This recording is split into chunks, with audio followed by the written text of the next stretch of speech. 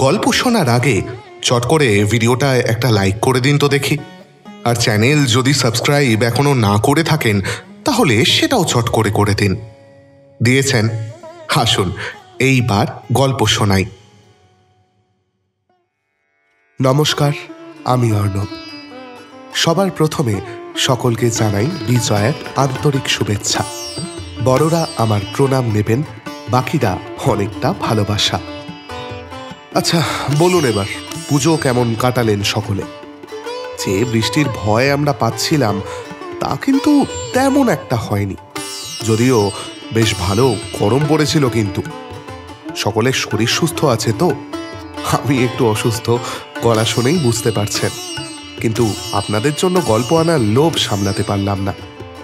বেশ ভালোই অনিয়ম গেছে এই কদিন, রোদ জলে ভেজা থেকে যা ইচ্ছে খেয়ে ফেলা। এবার কটা দিন আমাকে এবং আপনাদের সবাইকেই একটু নিয়মে থাকতে হবে। কিন্তু দুর্গাপুজো শেষ বৈকি, তবে বাঙালির উৎসবের কিন্তু সবে শুরু। সামনে লক্ষ্মী পুজো, কালী পুজো, জগদ্ধাত্রী পুজো, কার্তিক পুজো, আরো কত উৎসব। আসুন মাকে মনে রেখে একটা বছর খুব তাড়াতাড়ি পার করে আবার আমাদের কাছে ফিরে আসার আর্জি জানিয়ে সেই সব উৎসবে তোড়জোড়ে ফিরি। আর সঙ্গে কাজকর্ম, লেখাপড়া সেসব তো চলতেই থাকবে। ঠিক যেমন আমি ফিরে এলাম কাজে, বিজয়ের মিষ্টিমুখ হিসেবে অনেক দিন পর আমাদের চ্যানেলে একটা শরৎবাবুর বড় সড় গল্প নিয়ে। শুরু করি তবে আমাদের আজকের গল্প। শুরু হচ্ছে শরৎচন্দ্র চট্টোপাধ্যায়ের লেখা গল্প কাশীনাথ।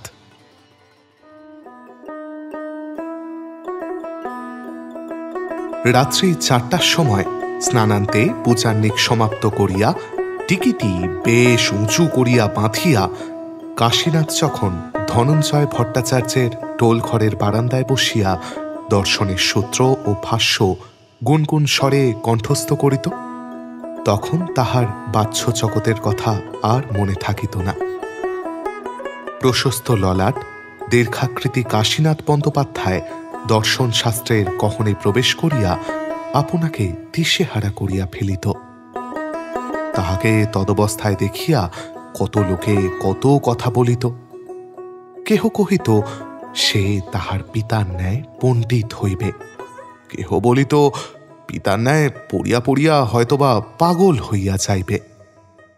যাহারা তাহার বাতুল হইবার আশঙ্কা করিতেন তাহাদের মধ্যে কাশীনাথের মাতুল একজন। তিনি মধ্যে মধ্যে বলিতেন, বাবু তুমি গরিবের ছেলে, তোমারও তো পড়িয়া কি হইবে? যাহা শিখিয়াছ তাহাতেই তোমার কোনো রূপে এক মুষ্টি আতপ তণ্ডুল, একখানা গামছা ও 2টা তৈজসপত্র স্বচ্ছন্দে জোগাড় হইবে।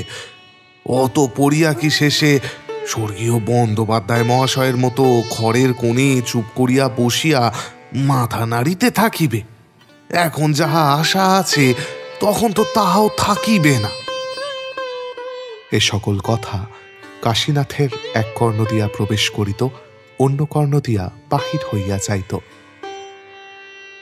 বাতুল হইয়া যাইবার আশঙ্কায় মাতুল তিরস্কার করিতেন। সংসারের কাজকর্ম কিছু দেখে না বলিয়া মাতুলানি তাড়না করিতেন।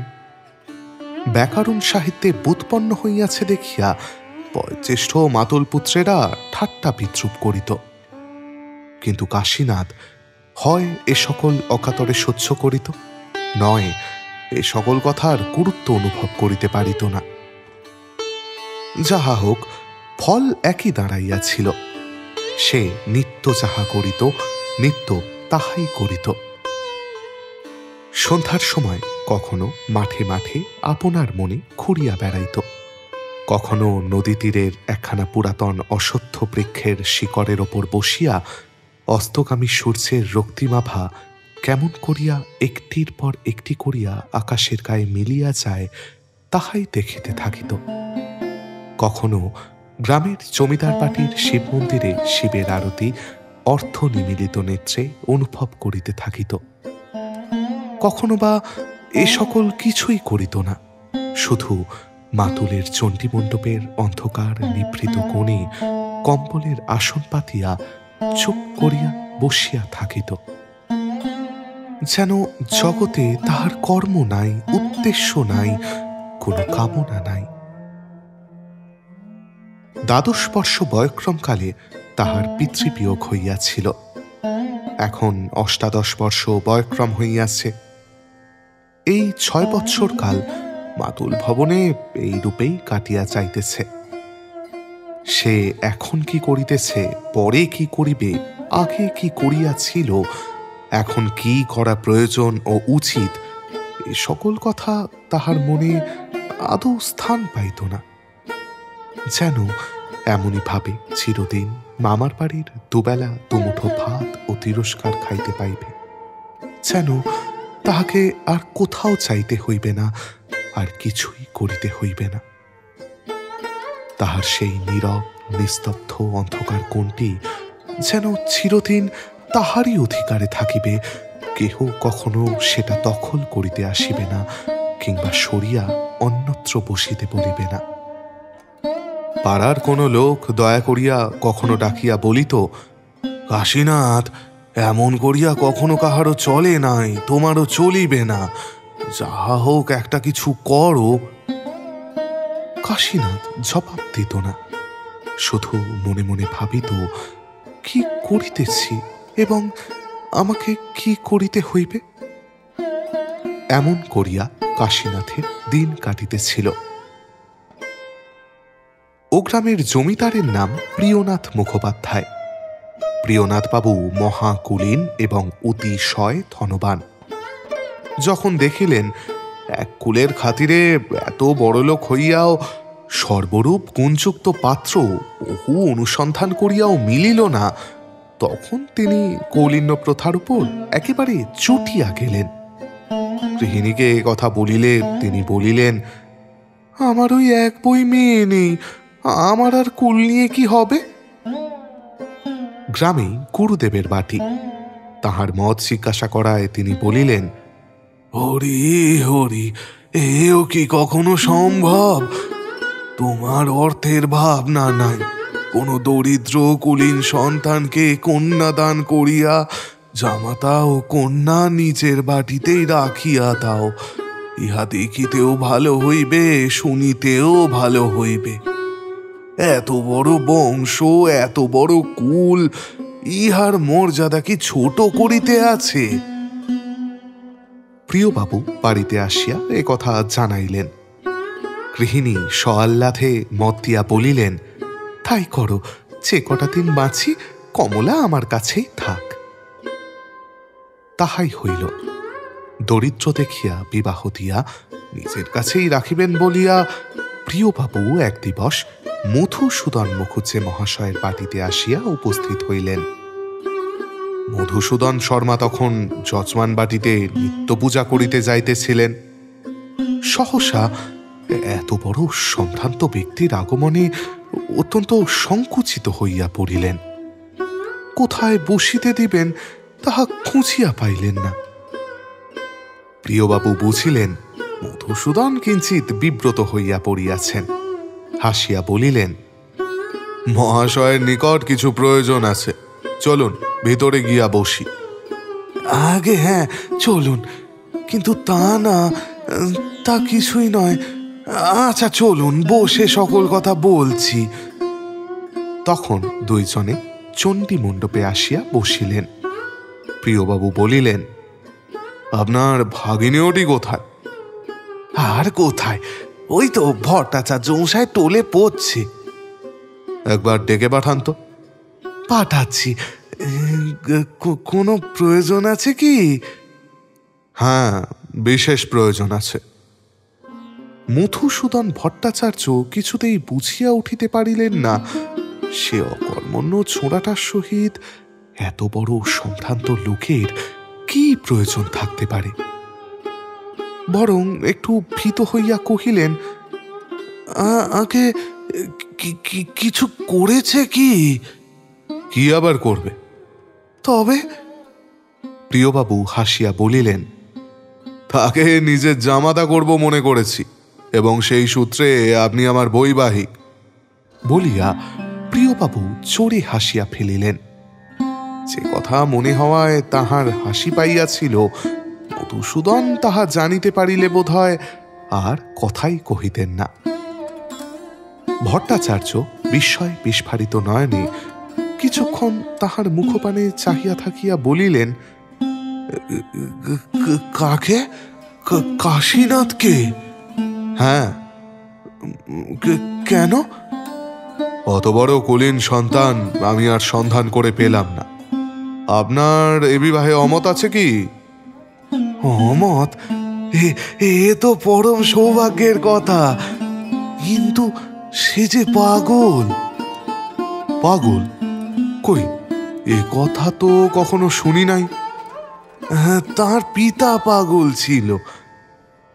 কাশীনাথের পিতাকে প্রিয়বাবু বিলক্ষণ চিনিতেন এবং ইহাও জানিতেন তাহাকে অনেকেই পাগল বলিত। প্রিয়বাবু ক্ষণকাল চিন্তা করিয়া বলিলেন, তা ছেলেটির নাম কি? আগে কাশীনাথ বন্দ্যোপাধ্যায়। তাকে ডেকে পাঠান, আমি একবার দেখব। মধুসূদন ভট্টাচার্য তাহাকে ডাকাইতে পাঠাইলেন। যে ডাকিতে গেল সে তাহারই কনিষ্ঠ পুত্র। সে গিয়া ডাকিল, কাশী দাদা, কাশী দাদা। উত্তর দিল না। আবার ডাকিল, ও কাশী দাদা। এবার কাশী দাদা মুখ তুলিয়া চাহিয়া বলিল, কি? তোমাকে বাবা ডাকছেন। আমাকে? কেন? তা জানিনি। ও গায়ের জমিদার বাবু এসেছেন, তিনিই তোমাকে ডেকে পাঠিয়েছেন। কাশীনাথ ধীরে ধীরে পুঁথি বন্ধ করিয়া বাটি আসিয়া যেখানে প্রিয়বাবু ও তাহার মাতুল মহাশয় বসিয়াছিলেন সেইখানে আসিয়া উপবেশন করিল। প্রিয়বাবু তাহার অঙ্গ প্রত্যঙ্গ বেশ করিয়া নিরীক্ষণ করিয়া কহিলেন, ও তুমি কাশীনাথ, তা কোথায় ছিলে? ভট্টাচার্য মহাশয়ের টোলে পড়ছিলাম। ব্যাকরণ পড়েছ? কাশীনাথ ঘাড় নাড়িয়া জানাইল সে পড়িয়াছে। আর সাহিত্য? সাহিত্য পড়েছ? সামান্যই পড়েছি। এখন কি পড়ছ? সাংখ্য দর্শন। প্রিয়বাবু বলিলেন, আচ্ছা আচ্ছা, যাও পরগে যাও। কাশীনাথ চলিয়া গেল। তাহাকে কেন ডাকাইয়া আনা হইল, কেন যাইতে বলা হইল, তাহা সে কিছুই বুঝিল না।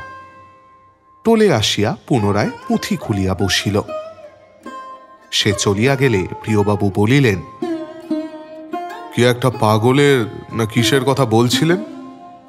মধুসূদনবাবু বলিলেন, না না, ঠিক পাগল নয়, কিন্তু ওই একরকম, তাই কেউ কেউ ওকে পাগল বলে। একরকম? কিরকম?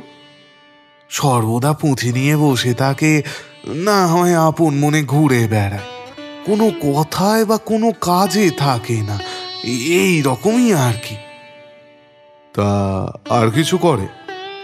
হয়তো কখনো বা একটা অন্ধকার ঘরের কোণে একা একা চুপ করে বসে থাকে। প্রিয়বাবু হাসিয়া বলিলেন, আর কিছু? এ হাসির অর্থ মধুসূদন ভট্টাচার্য যেন কতকটা বুঝিতে পারিলেন। অল্প অপ্রতিভভাবে বলিলেন, আগে না, আর কিছু তো নয়। তবে বাটির ভিতরে একবার জিজ্ঞাসা করে আসুন, তাদের যদি মত হয় তাহলে এই মাসের মধ্যেই আমি বিবাহ দিয়া ফেলি। ভিতরে আসিয়া মধুসূদন গৃহিণীকে এ কথা জানাইলে তিনি যেন আকাশ হইতে পড়িলেন। বিষয়ের মাত্রা কিঞ্চিৎ শমিত হইলে বলিলেন, আমাদের কাশীর সঙ্গে প্রিয়বাবুর মেয়ের বিয়ে? এই, তুমি কি পাগল হলে নাকি? আহা, এতে পাগলের কি আছে? না, এটা কি? কাশীনাথ কত বড় কুলীনের ছেলে, তোমার মনে আছে কি? গৃহিণী দীর্ঘ নিঃশ্বাস ফেলিয়া বলিলেন, আমার হরির সঙ্গে হয় না। না, দুইজনই জানিতেন তাহা হয় না। কর্তাও দীর্ঘ নিঃশ্বাস ফেলিয়া বলিলেন, তা তোমার মত কি? গৃহিণী বিষণ্ণভাবে বলিলেন, মত আর কি, হয় হোক। কর্তা বাহিরে আসিয়া কাষ্ঠ হাসি হাসিয়া বলিলেন, ব্রাহ্মণীর এতে আনন্দের সীমা নাই। উনি কাশীর জননী স্থানীয়া। যখন কাশীনাথ 2 বছরের, তখন আমার ভগিনীর মৃত্যু হয়। সেই অবধি একরকম উনি মানুষ করেছেন। তারপর যখন স্বর্গীয় বাঁড়ুজ্জে মশাইয়ের পরলোক হয়, তদাবধি তো এইখানেই আছে। প্রিয়বাবু কহিলেন, হ্যাঁ, সমস্তই আমি জানি, তবে আজই সমস্ত স্থির করে ফেলুন। আগে কি স্থির করতে হবে? আপনার যেদিন সুবিধে হবে সেই দিনই আমি আশীর্বাদ করে আসব। না না, সে কথা নয়, কৌলিন্যের মর্যাদাটা। সে বিষয়ে আমি আর কি স্থির করব বলুন? মশাই যা অনুমতি করবেন তাই হবে খন। তবে আপনার ভাবি জামাতার মাতুলানি, তিনি মাতৃস্থানীয়া কিনা, তার মতটা একবার শোনা প্রয়োজন। অবশ্য অবশ্য, তাই তো বলছিলাম। পরে মাতুলানির মত লইয়া প্রিয়বাবুর স্বইচ্ছায় স্থির হইয়া গেল যে জননী স্থানীয় ভট্টাচার্য গৃহিণী 1,000 নগদ না লইয়া কাশীনাথের কিছুতেই বিবাহ দিবেন না। তাহাই হইল, প্রিয়নাথবাবু ইহাতে আপত্তি করিলেন না। পূর্বে যাহাই হোক, যখন দেখিল সে রীতিমতো স্থায়ীরূপে ঘরজামাই হইয়া পড়িয়াছে, তখন কাশীনাথের মনে আর সুখ রহিল না। এখন সে যেখানে ইচ্ছা সেখানে আর যাইতে পারে না, যথা ইচ্ছা তথায় সে দাঁড়াইতে পায় না, যাহার তাহার সহিত কথা কহিতে পায় না। সব জিনিস হইতে তাহাকে যেন পৃথক করিয়া রাখা হইয়াছে। সে যেখানে যাইতে চাহে সেইখানেই হয়তো তাহার শ্বশুরে রমত হয়, না হয় শাশুড়ি ঠাকুরানী ঝঙ্কার দিয়া বলিয়া উঠেন, কি আমার জামাই অমুকের মাটিতে মারাইবে? জামাই অমনি সংকুচিত হইয়া যায়। কেন তাহাকে এমন করিয়া রাখা হইতেছে? এমন করিয়া কাহার কি উদ্দেশ্য সাধিত হইবে? কাশীনাথ তাহা কিছুতেই হৃদয়ঙ্গম করিয়া উঠিতে পারে না। সময়ে সময়ে মনকে প্রবোধ দেয়, আমি কি আর চেষে লোক আছি যে যাতা করব? কিন্তু ভিতরটা কাঁদিয়া বলে, স্বস্তি পাই না, স্বস্তি পাই না। সে কণ্টকময় বনে স্বেচ্ছায় ঘুরিয়া ফিরিয়া বেড়াইত। এখন স্বর্ণপিঞ্জরে আবদ্ধ হইয়াছে, তাহা সে বুঝিতে পারে। অসীম উত্তাম সাগরে সে ভাসিয়া যাইতেছিল। এখন তাহাকে একটা চতুর্দিকে বাঁধা পুষ্করিণীতে ছাড়িয়া দেওয়া হইয়াছে। সাগরে যে সে বড় সুখে ভাসিয়া যাইতেছিল তাহা নহে, সেখানে ঝড় বৃষ্টি ও তরঙ্গে উৎপীড়িত হইতে হইয়াছিল। কিন্তু এই নির্মল সরোবর তাহার আরো কষ্টকর বোধ হইতে লাগিল। এক এক সময় মনে হইত যেন একটা কটাহ উষ্ণ জলে তাহাকে ছাড়িয়া দেওয়া হইয়াছে। সকলে মিলিয়া মিশিয়া পরামর্শ করিয়া তাহার দেহটাকে কিনিয়া লইয়াছে। সেটা যেন আর তাহার নিজের নাই। মাথায় সে টিকি নাই, কণ্ঠে সে তুলসীর মালা নাই, সে খালি পা নাই, সে খালি গা নাই, সে ধনঞ্জয় ভট্টাচার্যের টোল নাই, নদীর ধারের অশ্বত্থ বৃক্ষ নাই, চণ্ডী মণ্ডপের কোণ নাই, কিছুই নাই। সে নবজন্ম লাভ করিয়া পূর্বজন্মের সমস্ত বস্তু ছাড়িয়া ছুড়িয়া ফেলিয়া দিয়াছে, কিংবা তাহার দেহ আর মন যেন বিবাদ করিয়া পৃথক হইয়া গিয়াছে। সন্ধ্যার সময় মনটা যখন নদীর ধারের অশ্বত্থ বৃক্ষমূলে কি মাঠের ভিতর কৃষকদিগের মধ্যে বিচরণ করিতে থাকিত, দেহখানা তখন হয়তো চমৎকার বেশভূষায় বিভূষিত হইয়া গাড়ি চড়িয়া বেড়াইয়া আসে। মনটা যখন কোমরে গামছা বাঁধিয়া নদীর জলে ঝাঁপাইয়া পড়ে, দেহটা হয়তো তখন জলচৌকির ওপর বসিয়া ভৃত্য হস্তে সাবান জলে পরিষ্কৃত হইতে থাকে। এইরূপে একটা কাশীনাথ সর্বদা দুইটা কাজ করিয়া বেড়ায়, অথচ কোনোটাই তাহার সর্বাঙ্গ সুন্দর হয় না, সম্পূর্ণ হয় না। কতদিন এই রূপে কাটিল। 1 মাস 2 মাস করিয়া শ্বশুরালয়ে তাহার 1 বৎসর কাটিয়া গেল। প্রথম কয়েক মাস তাহার মন্দ অতিবাহিত হয় নাই। আমোদ উৎসাহে, বিশেষ একটা নূতনত্বের মোহে সে নিজের অবস্থার দোষগুণ বিশেষ পর্যবেক্ষণ করিয়া দেখিবার সময় পায় নাই। যখন পাইল তখন দিন দিন শুকাইতে লাগিল। অপর কেহ এ কথা না বুঝিতে পারিলেও কমলা বুঝিল। তাহার চক্ষু স্বামীর অবস্থা ধরিয়া ফেলিল। একদিন সে বলিল, তুমি শুকিয়ে যাচ্ছ কেন? কে বললে শুকিয়ে যাচ্ছি? আমার চোখ বললে। ভুল বলছে। কমলা ধরিয়া বসিল। কি হয়েছে আমাকে বলবে না? আরে কিছুই তো হয়নি। হয়েছে। হয়নি। নিশ্চয়ই হয়েছে। আমার মন সব জানতে পারে। কাশীনাথ মুখ ফিরাইয়া বলিল, ওহ, তুমি বড় বিরক্ত করো, আমি এখান থেকে যাই। কাশীনাথ চলিয়া যায় দেখিয়া কমলা হাত ধরিল। কাতর হইয়া কহিল, যেও না, আমি আর কোনো কথা জিজ্ঞাসা করব না। কাশীনাথ একবার বসিল, কিন্তু পরক্ষণেই উঠিয়া চলিয়া গেল। কমলা আর বসিতে বলিল না, কিন্তু চলিয়া গেলে বালিশে মুখ গুজিয়া লুকাইয়া কাঁদিতে লাগিল। কাশীনাথ বাহিরে আসিয়া চতুর্দিকে চাহিয়া দেখিল, তাহার উপর কাহারও চক্ষু নাই। তখন ধীরে ধীরে ফটক পার হইয়া রাস্তা পাহিয়া চলিতে লাগিল। অনেক দূর গিয়া দেখিতে পাইল একজন দারোয়ান তাহার পশ্চাতে আসিতেছে। কাশীনাথ বিরক্ত হইয়া ফিরিয়া কহিল, তুই কোথায় যাচ্ছিস? সে সেলাম করিয়া বলিল, আগে আপনার সঙ্গে। আমার সঙ্গে যেতে হবে না, তুই ফিরে যা। সন্ধ্যার সময় একা বেড়াবেন? কোনো উত্তর না দিয়া কাশীনাথ চলিতে লাগিল। দারোয়ান বেচারি কি করিবে বুঝিতে না পারিয়া একটু দাঁড়াইয়া নিজের বুদ্ধি খরচ করিয়া স্থির করিল যাওয়াই উচিত।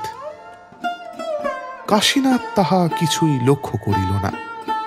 আপন মনে চলিতে চলিতে মামার বাড়ি আসিয়া উপস্থিত হইল। ভিতরে প্রবেশ করিয়া শূন্য মনে একটা ঘরের বারান্দায় আসিয়া উপবেশন করিল। অনেকক্ষণ বসিয়া থাকিবার পরে হরিবাবু বেড়াইতে যাইতেছিলেন, তিনি তাহাকে দেখিতে পাইলেন। কিন্তু সন্ধ্যা হইয়াছে, বারান্দায় অল্প অন্ধকার হইয়াছে, সুতরাং চিনিতে পারিলেন না। নিকটে আসিয়া বলিলেন, কে ও? কাশীনাথ বলিল, আমি। হরিবাবু অতিশয় বিস্ময়ের ভাব দেখাইয়া বলিলেন, কে ও? জামাইবাবু নাকি? কাশীনাথ মৌন হইয়া রহিল। তখন হরিবাবু চিৎকার করিয়া ডাকিলেন, ও মা, দেখে যাও, জমিদারের জামাইবাবু এসেছেন গো, বসবার জায়গা দেয়নি কেউ। হরির মা বাহিরে আসিলেন, বলিলেন, তাই তো, দুঃখী মামিকে এতদিনে মনে পড়েছে বাবা। কাশীনাথ বরাবর চুপ করিয়াই রহিল। তখন মাতুলানি আপনার কন্যা বিন্দুবাসিনীকে ডাকিয়া বলিলেন, বিন্দু, একবার এদিকে আয় তো মা, তোর কাশী দাদা এসেছেন, একটা বসবার আসন দে, আমি ততক্ষণ আহ্নিকটা সেরে আসি। বিন্দুবাসিনী মধুসূদন মুখোপাধ্যায় মহাশয়ের দ্বিতীয়া কন্যা। গৃহস্থ ঘরের বউ বলিয়া বাপের বাড়িতে বড় একটা আসিতে পারে না। আজ মাসখানেক হইল এখানে আসিয়াছে। আসিয়া অবধি তাহার কাশীদাদার সহিত দেখা হয় নাই। কাশীদাদাকে সে বড় ভালোবাসিত, তাই নাম শুনিয়া ছুটিয়া বাহিরে আসিল। আসিয়া দেখিল কেহ কোথাও নাই, শুধু একজন বাবু অন্ধকার বারান্দায় বসিয়ে আছে। এরূপ কাশি দাদা পূর্বে সে কখনো দেখে নাই। বড় লোকের জামাতা হইয়াছে এবং বাবু হইয়াছে দেখিয়া তাহার হাসি আসিল, কিন্তু নিকটে আসিয়া অন্ধকারেও দাদার মুখখানা এত ম্লান বোধ হইল যে আর সে হাসিতে পারিল না। কাশীনাথের মুখ ম্লান হইতে পূর্বে কেহ দেখে নাই, বিশেষ বিন্দু। বাড়ির মধ্যে সেই কেবল কাশীনাথকে কিঞ্চিৎ চিনিতে পারিয়াছিল। সে নিকটে আসিয়া সস্নেহে হাত ধরিয়া বলিল, কাশী দাদা, একলা একলা কেন? চলো, আমার ঘরে গিয়ে বসবে, চলো। কাশীনাথ বিন্দুর ঘরে আসিয়া শয্যার উপর উপবেশন করিল। বিন্দু কহিল, কাশী দাদা, আমি কতদিন এসেছি, তুমি একদিনও দেখতে আসনি কেন? আসতে পারিনি বোন। কেন আসতে পারোনি? কাশীনাথ একটু ইতস্তত করিয়া কহিল, আসতে দেয় না। আসতে দেয় না? সে কি? কাশীনাথ অন্যমনস্কভাবে কহিল, ওই রকমই। বিন্দু দুঃখিত হইয়া জিজ্ঞাসা করিল, তোমাকে যেখানে ইচ্ছা সেখানে যেতে দেয় না? না, দেয় না। আমি কোথাও গেলে শ্বশুরমশাইয়ের অপমান বোধ হয়। বিন্দু বুঝিল এ সকল কথা বলিতে কাশীনাথের ক্লেশ বোধ হইতেছে, তাই অন্য কথা পারিয়া বলিল, দাদা, তোমার বউ দেখালে না? কাশীনাথ মৌন হইয়া রহিল। বিন্দু আবার বলিল, কেমন বউ হয়েছে? ভালো। তবে আমি একদিন গিয়ে দেখে আসব। কাশীনাথ মুখ তুলিয়া বিন্দুর মুখের পানে চাহিল, ঈষৎ হাসিয়া বলিল, যেও। এমন সময় গুম গুম শব্দে একখানি গাড়ি আসিয়া সদরে থামিল। বিন্দু বলিল, ওই বুঝি তোমার গাড়ি এলো? বোধহয় যাবার সময় জিজ্ঞাসা করিলে, কবে যাবে? কোথায়? বউ দেখতে। বিন্দু মুখ টিপিয়া হাসিয়া বলিল, তোমার যবে সুবিধে হবে সেই দিনই এসে নিয়ে যেও। কাল আসব। এসো। পরদিন কাশীনাথ গাড়ি লইয়া নিচে আসিল। বিন্দুর যাইবার সময় কোথা হইতে হরিবাবু আসিয়া পড়িলেন। তিনি আসিবার সময় গাড়ি দেখিয়া কাশীনাথের আগমন কতকটা অনুমান করিয়াছিলেন। ভিতরে আসিয়া বিন্দু কোথায় যাইতেছে জিজ্ঞাসা করায় মা বলিলেন, বৌমাকে একবার দেখতে যাচ্ছে। কোন বৌমাকে? জমিদারের মেয়েকে? গৃহিণী কথা বলিলেন না। তখন হরিবাবু মহা গম্ভীরভাবে কহিলেন, বিন্দু যদি ওখানে যায় তাহলে এ জন্মে আমি আর ওর মুখ দেখব না বলে রাখছি। মা বিস্মিত হইয়া কহিলেন, সে কি রে, ভাইয়ের বউকে দেখতে যাবে, তাতে আবার দোষ কি? দোষের কথা তোমাকে বুঝিয়ে দেওয়ার সময় নাই। বিন্দু যদি আমার কথা না শোনে তাহলে এ বাড়িতে যেন আসে না আসে। হরিদাদা কি প্রকৃতির মানুষ বিন্দুর তাহা অবিদিত ছিল না। সে নিঃশব্দে ঘরে গিয়া কাপড় চোপড় খুলিয়া রাখিল। কাশীনাথ দাঁড়াইয়া সব দেখিল। তাহার পর ম্লান মুখে গাড়িতে আসিয়া বসিল। সন্ধ্যার সময় কমলা জিজ্ঞাসা করিল, কই ঠাকুরজি এলেন না যে? কাশীনাথ কাতরভাবে বলিল, তারা পাঠালেন না। কেন? তা জানি না, বোধ হয় এখানে পাঠাতে তাদের লজ্জা বোধ হয়।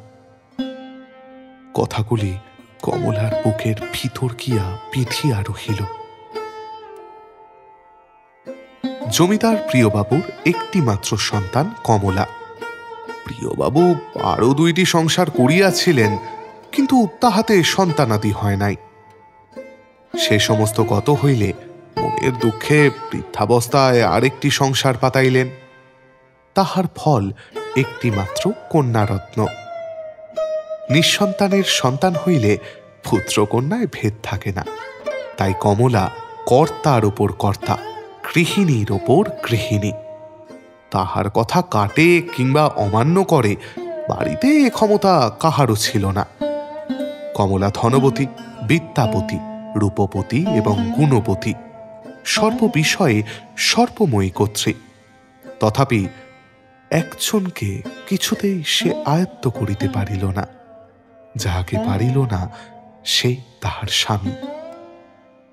কমলা অনেক করিয়া দেখিয়াছে, রাগ করিয়া দুঃখ করিয়া দেখিয়াছে, মান করিয়া অভিমান করিয়া দেখিয়াছে, আদর যত্নও করিয়া দেখিয়াছে, কিন্তু কিছুতেই স্বামীর মন দখল করিতে পারে নাই।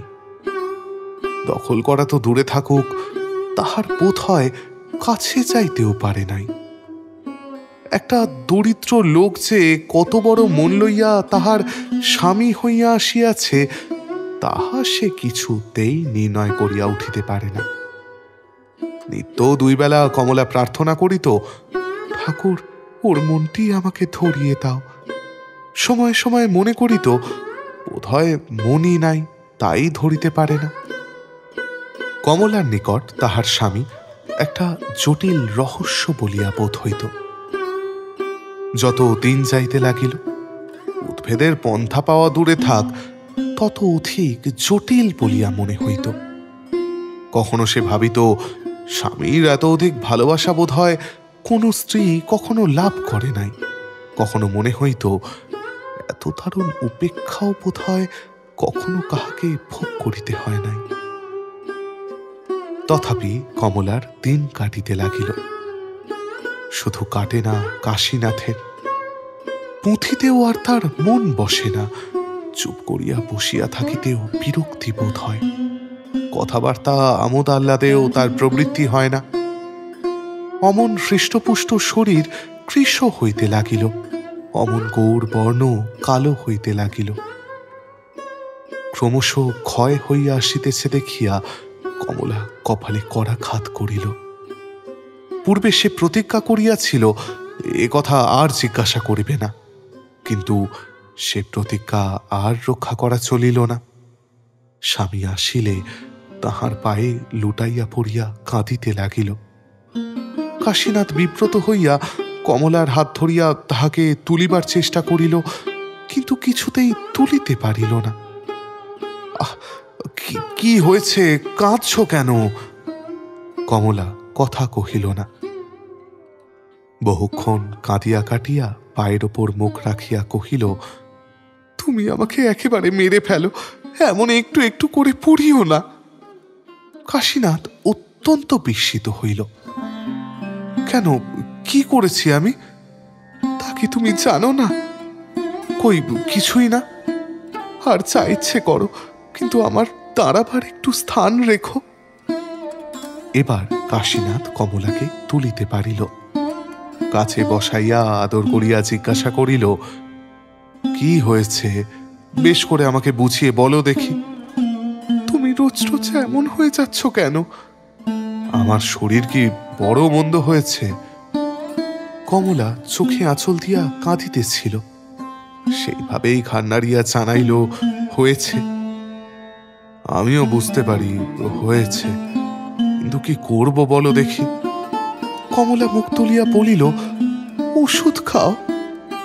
কাশীনাথের হাসি আসিল। ওষুধে সারবে না। তবে কিসে সারবে তা জানি না। ওষুধে সারবে না, কিসে সারবে তাও জানো না, তবে কি আমার কপালটা একেবারে পুড়িয়ে দেবে? কাশীনাথ সাদাসিধে মানুষ, টলে পড়া বিদ্যা, সোহাগ আদরও জানিত না, প্রণয় সম্ভাষণও তাহার আসিত না। কিন্তু এখন স্বাভাবিক স্নেহে অনুপ্রাণিত হইয়া কমলার হাত ধরিয়া চক্ষু মুছাইয়া দিয়া সে বলিল, এখানে সুখ পাই না, তাই বোধহয় এমন হয়ে যাচ্ছে। তবে এখানে থাকো কেন? না থাকলে কোথায় যাব? এখানে ছাড়া কি জায়গা নাই? যেখানে সুখ পাও সেখানে গিয়ে থাকো। তা হয় না কমলা। কেন হয় না?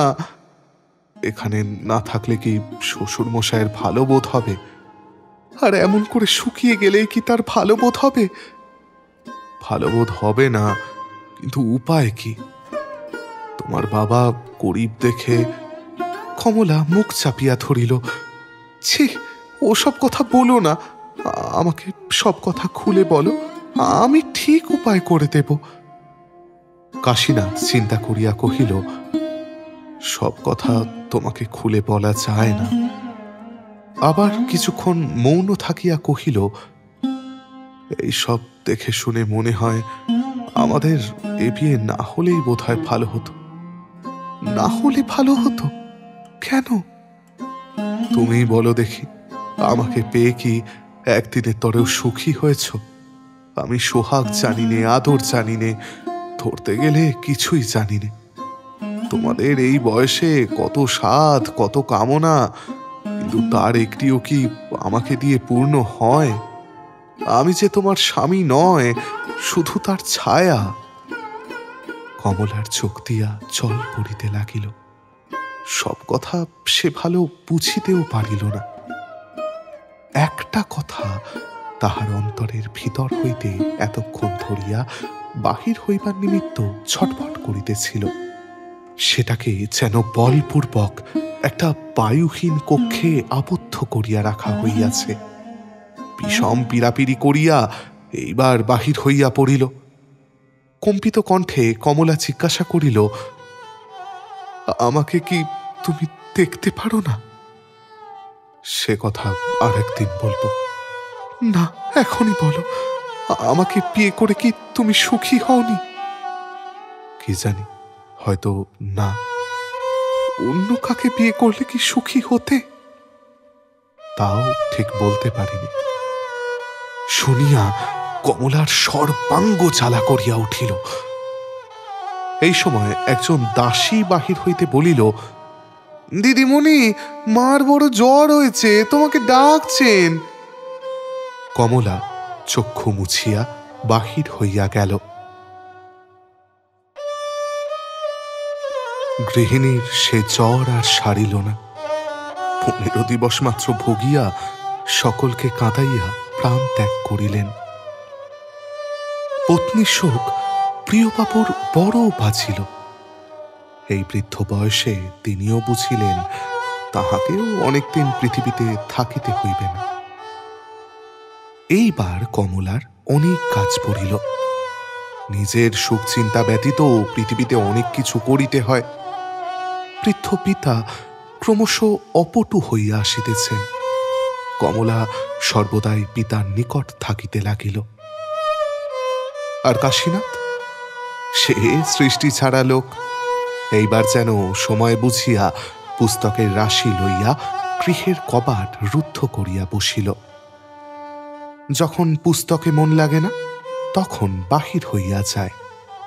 কখনো হয়তো একাদিক্রমে 2 দিন ধরিয়া পাটিতেই আসে না। কোথায় আহার করে, কোথায় নিদ্রা যায়, কেহই জানিতে পারে না। এসব দেখিয়া শুনিয়া কমলা একরকম হতাশ হইয়া হাল ছাড়িয়া দিয়াছে। সে যুবতী হইলেও এখনো বালিকা মাত্র। স্বামী প্রীতি, স্বামী ভক্তি এসবের শিক্ষা এখনো তাহার হয় নাই। শিখিতেছিল, বাধা পড়িয়াছে। আবার স্বামী কর্তৃকই বাধা পড়িয়াছে, তাহার দোষ কি? সে যাহা শিখিয়াছিল ক্রমশ ভুলিতে লাগিল। যে সব সোনার দাগ বুকের মাঝে ঈষৎ পড়িয়াছিল, তাহা এখনো উজ্জ্বল হয় নাই। বাহিরের সৌন্দর্য এখনো ভিতরে প্রতিবিম্বিত হইতে পারে নাই। অযত্নে, অসাবধানে তাহা ক্রমশ ক্ষয় হইয়া আসিতে লাগিল। শেষে যখন একেবারে মিলাইয়া গেল, কমলা তখন জানিতেও পারিল না। একখানা ভগ্ন অট্টালিকার 2-1খানা ইট, 2-1 টুকরা কাঠপাথর বুকের মাঝে ইতস্তত নিক্ষিপ্ত হইয়া আছে কখনো কখনো দেখিতে পাইত। কিন্তু সে সকল একত্র করিয়া আবার জোড়া দিয়া অট্টালিকা গাঁথিবার তাহার ইচ্ছাও ছিল না, সামর্থ্যও ছিল না। এখানে একসময় রাজপ্রাসাদ ছিল, প্রমোদ কানন ছিল। স্বপ্নের ঘোর আসিয়াছিল, স্বপ্ন শেষে চলিয়া গিয়াছে। সে স্বপ্ন ফিরিয়া দেখিবারও তাহার আর সাধ নাই। যাহা গিয়াছে তাহা তো গিয়াছেই। পৃথ পিতার সেবা করিয়া দাসদাসীকে আদর যত্ন করিয়া কর্মসুখে তাহার দিন অতিবাহিত হইয়া যাইতেছে। কিন্তু একের যাহাতে সুখ হয়, অন্যের তাহাতে তো হয় না। কমলা যে সুখ অনুভব করিতে লাগিল, রাজি তাহার মর্মে ক্লেশ পাইতে লাগিল। অনেক দেখিয়া শুনিয়া সে গোপনে এক দিবস প্রিয়বাবুকে কহিল, জামাইবাবু যেন কিরকম হয়ে যাচ্ছেন, কখন বাড়িতে থাকেন, কখন চলে যান, কখন কি করেন বাড়ির কেউ জানতে পারে না। আমাদের দিদিমণির সঙ্গেও বোধহয় কথাবার্তা নেই। প্রিয়বাবু নিজের শরীর ও মন লইয়া বিব্রত ছিলেন, এ সকল দেখিতে পাইতেন না। বৃদ্ধা দাসীর কথায় তাহার চৈতন্য হইল। কমলা আসিলে সস্নেহে কহিলেন, মা, আমি যা জিজ্ঞেস করব তার যথার্থ উত্তর দেবে। কমলা পিতার মুখপানে চাহিয়া জিজ্ঞাসা করিল, কি কথা বাবা? দেখো মা, আমাকে লজ্জা করবার আবশ্যক নাই। বাপের কাছে বিপদের সময় কোনো কথা গোপন করতে নেই। আমাকে সব খুলে বলো, আমি নিজে সব মিটিয়ে দিয়ে যাব। কমলা মৌন হইয়া রহিল।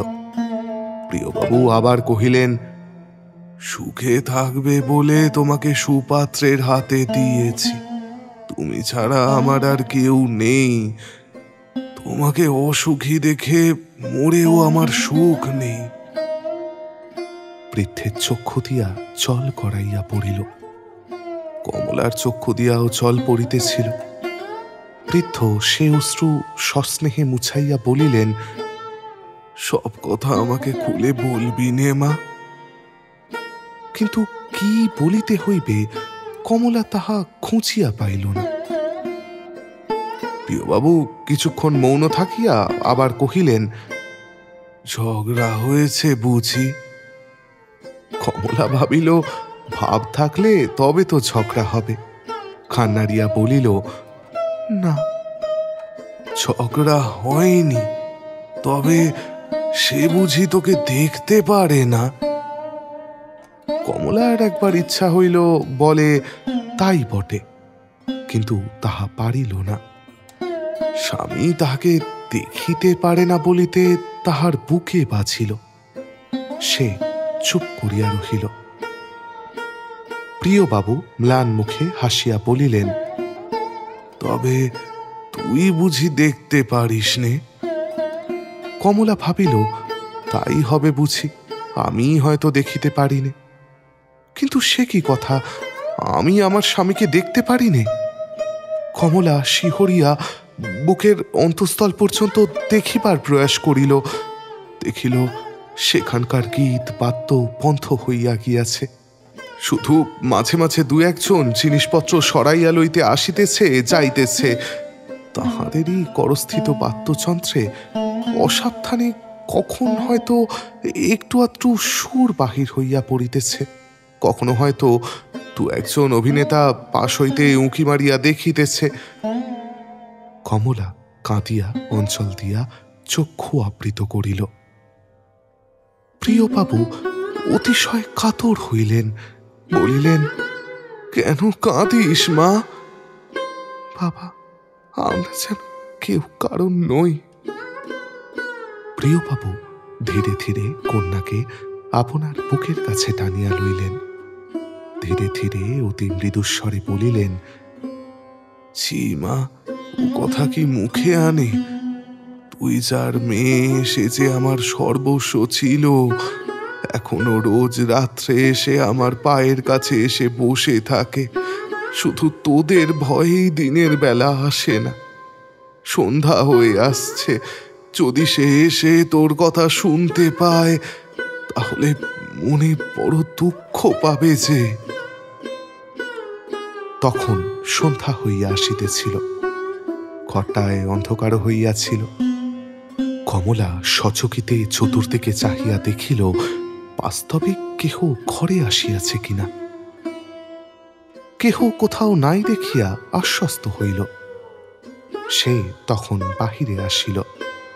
তখনও তাহার পা কাঁপিতেছিল, শরীর এত দুর্বল বোধ হইতেছিল যেন অর্ধেক রক্ত কেহ বাহির করিয়া লইয়াছে। তাহার কাজকর্ম সমাপ্ত করিয়া যে ঘরে কাশীনাথ মাটির ওপর আসন পাতিয়া প্রদীপ জ্বালিয়া পুঁথি খুলিয়া বসিয়াছিল সেইখানে গিয়া উপবেশন করিল। কাশীনাথ মুখ তুলিয়া দেখিল কমলা। বিস্ময়ে বলিল, তুমি যে? হ্যাঁ, আমি এসেছি, বসো বলিয়া কাশীনাথ আবার পুঁথিতে মনোসংযোগ করিল। কমলা বহুক্ষণ ধরিয়া তাহার পুঁথি পাঠ দেখিল, তাহার পর হাত দিয়া পুঁথি বন্ধ করিয়া দিল।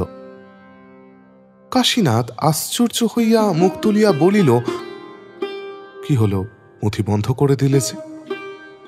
দুটো কথা কও না গো, রোজ পড়ো, একটু না পড়লে কোনো ক্ষতি তো হবে না। এই জন্য বন্ধ করে দিলে? শুধু তাই নয়, বিরক্ত হবে, বকবে, এই জন্যও বটে। কাশীনাথ অল্প হাসিয়া বলিল, কেন বিরক্ত হব কমলা? তোমাকে কখনো কি আমি বকেছি? কথা কও না, কাছে আসো না, বই না পড়লে আমার দিন কেমন করে কাটবে বলো দেখি। একটু হাসিয়া বলিল, ঝড় হয়েছে, আজ দুদিন কিছুই খাইনি। তা তুমি তো একবারও খোঁজ নাওনি। কমলা মুখ তুলিয়া দেখিল স্বামীর মুখ বড় শুষ্ক, কপালে হাত দিয়া দেখিল কা গরম। তখন কাঁদিয়া স্বামীর কোলের ওপর লুটাইয়া পড়িল।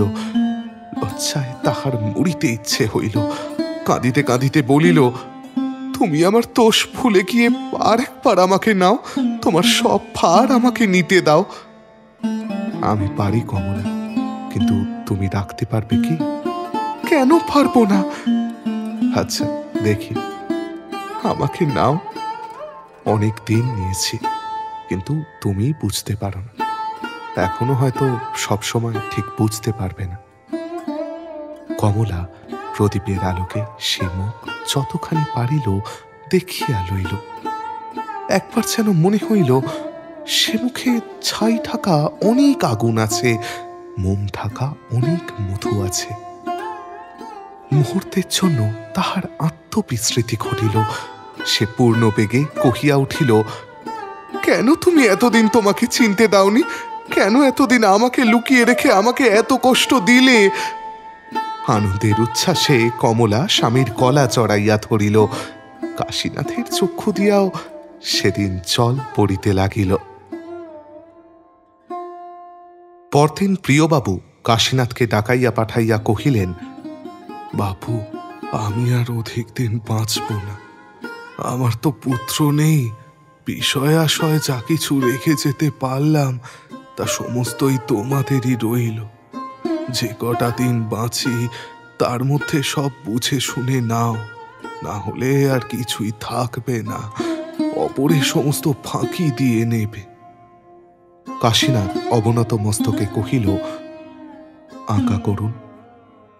প্রিয়বাবু বলিলেন, আজ্ঞা আর কি করব বলো, কাল হতে সকালবেলাটা একবার করে কাছারি ঘরে গিয়ে বসো। যে আজ্ঞে বলিয়া কাশীনাথ প্রস্থান করিল।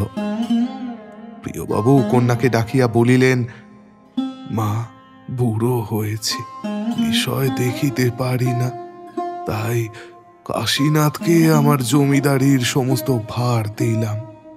উত্তরকালে তার কাজ করতে অসুবিধে না হয় এজন্য মধ্যে মধ্যে উপদেশ দেব। কয়েক দিবস তিনি নিজে কাছারি ঘরে গিয়া কাশীনাথকে জমিদারি সংক্রান্ত অনেক বিষয়ে বুঝাইয়া দিলেন। সেও হাতে একটা কাজ পাইয়া খুশি হইল।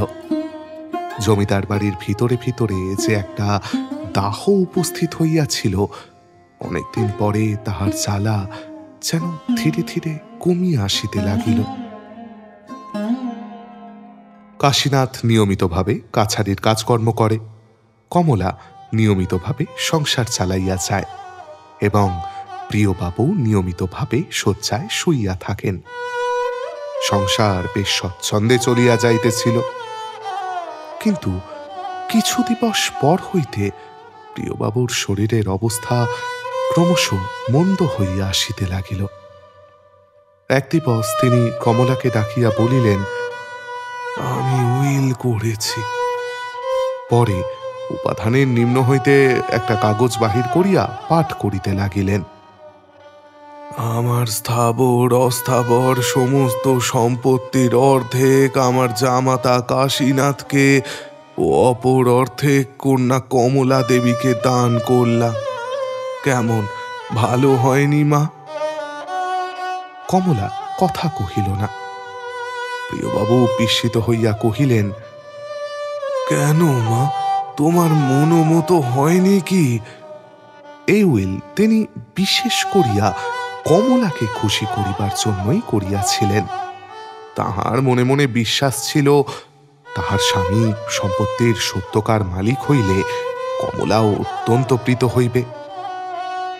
কিন্তু কমলা যে কথা ভাবিতেছিল তাহা মুখে বলিতে তাহার লজ্জা লাগিল। প্রিয়বাবু পুনর্বার জিজ্ঞাসা করিলেন, কিছু বলবে কি? কমলা খান নাড়িয়া বলিল, হ্যাঁ। কি মা? কমলা একটু ইতস্তত করিয়া কহিল, সমস্ত বিষয় আমার নামে লিখে দাও। সে কি কথা মা? কমলা মুখ নত করিয়া বসিয়া রহিল। প্রিয়বাবু প্রাচীন লোক, সংসারে অনেক দেখিয়াছেন, অনেক শুনিয়াছেন। কমলার মনের কথা তাহার নিকট প্রচ্ছন্ন রহিল না। একে একে সব কথা যেমন তলাইয়া বুঝিতে লাগিলেন, অল্প অল্প করিয়া তেমনি অবসন্নতা তাহার শরীর ছাইয়া ফেলিতে লাগিল। উপাধানে ভর দিয়া উঠিয়া বসিয়াছিলেন, এখন সেই উপাধানে মাথা রাখিয়া চক্ষু মুদিয়া শুইয়া পড়িলেন। বহুক্ষণ মৌন থাকিয়া বলিলেন, তুমি আমার একমাত্র সন্তান, তোমার মনে আমি দুঃখ দিতে চাই না। সমস্ত সম্পত্তি আমি তোমাকে দিয়ে যাব, কিন্তু কাজটা ভালো হবে না। আশীর্বাদ করি তুমি সুখী হও, কিন্তু সে ভরসা আর করতে পারি না।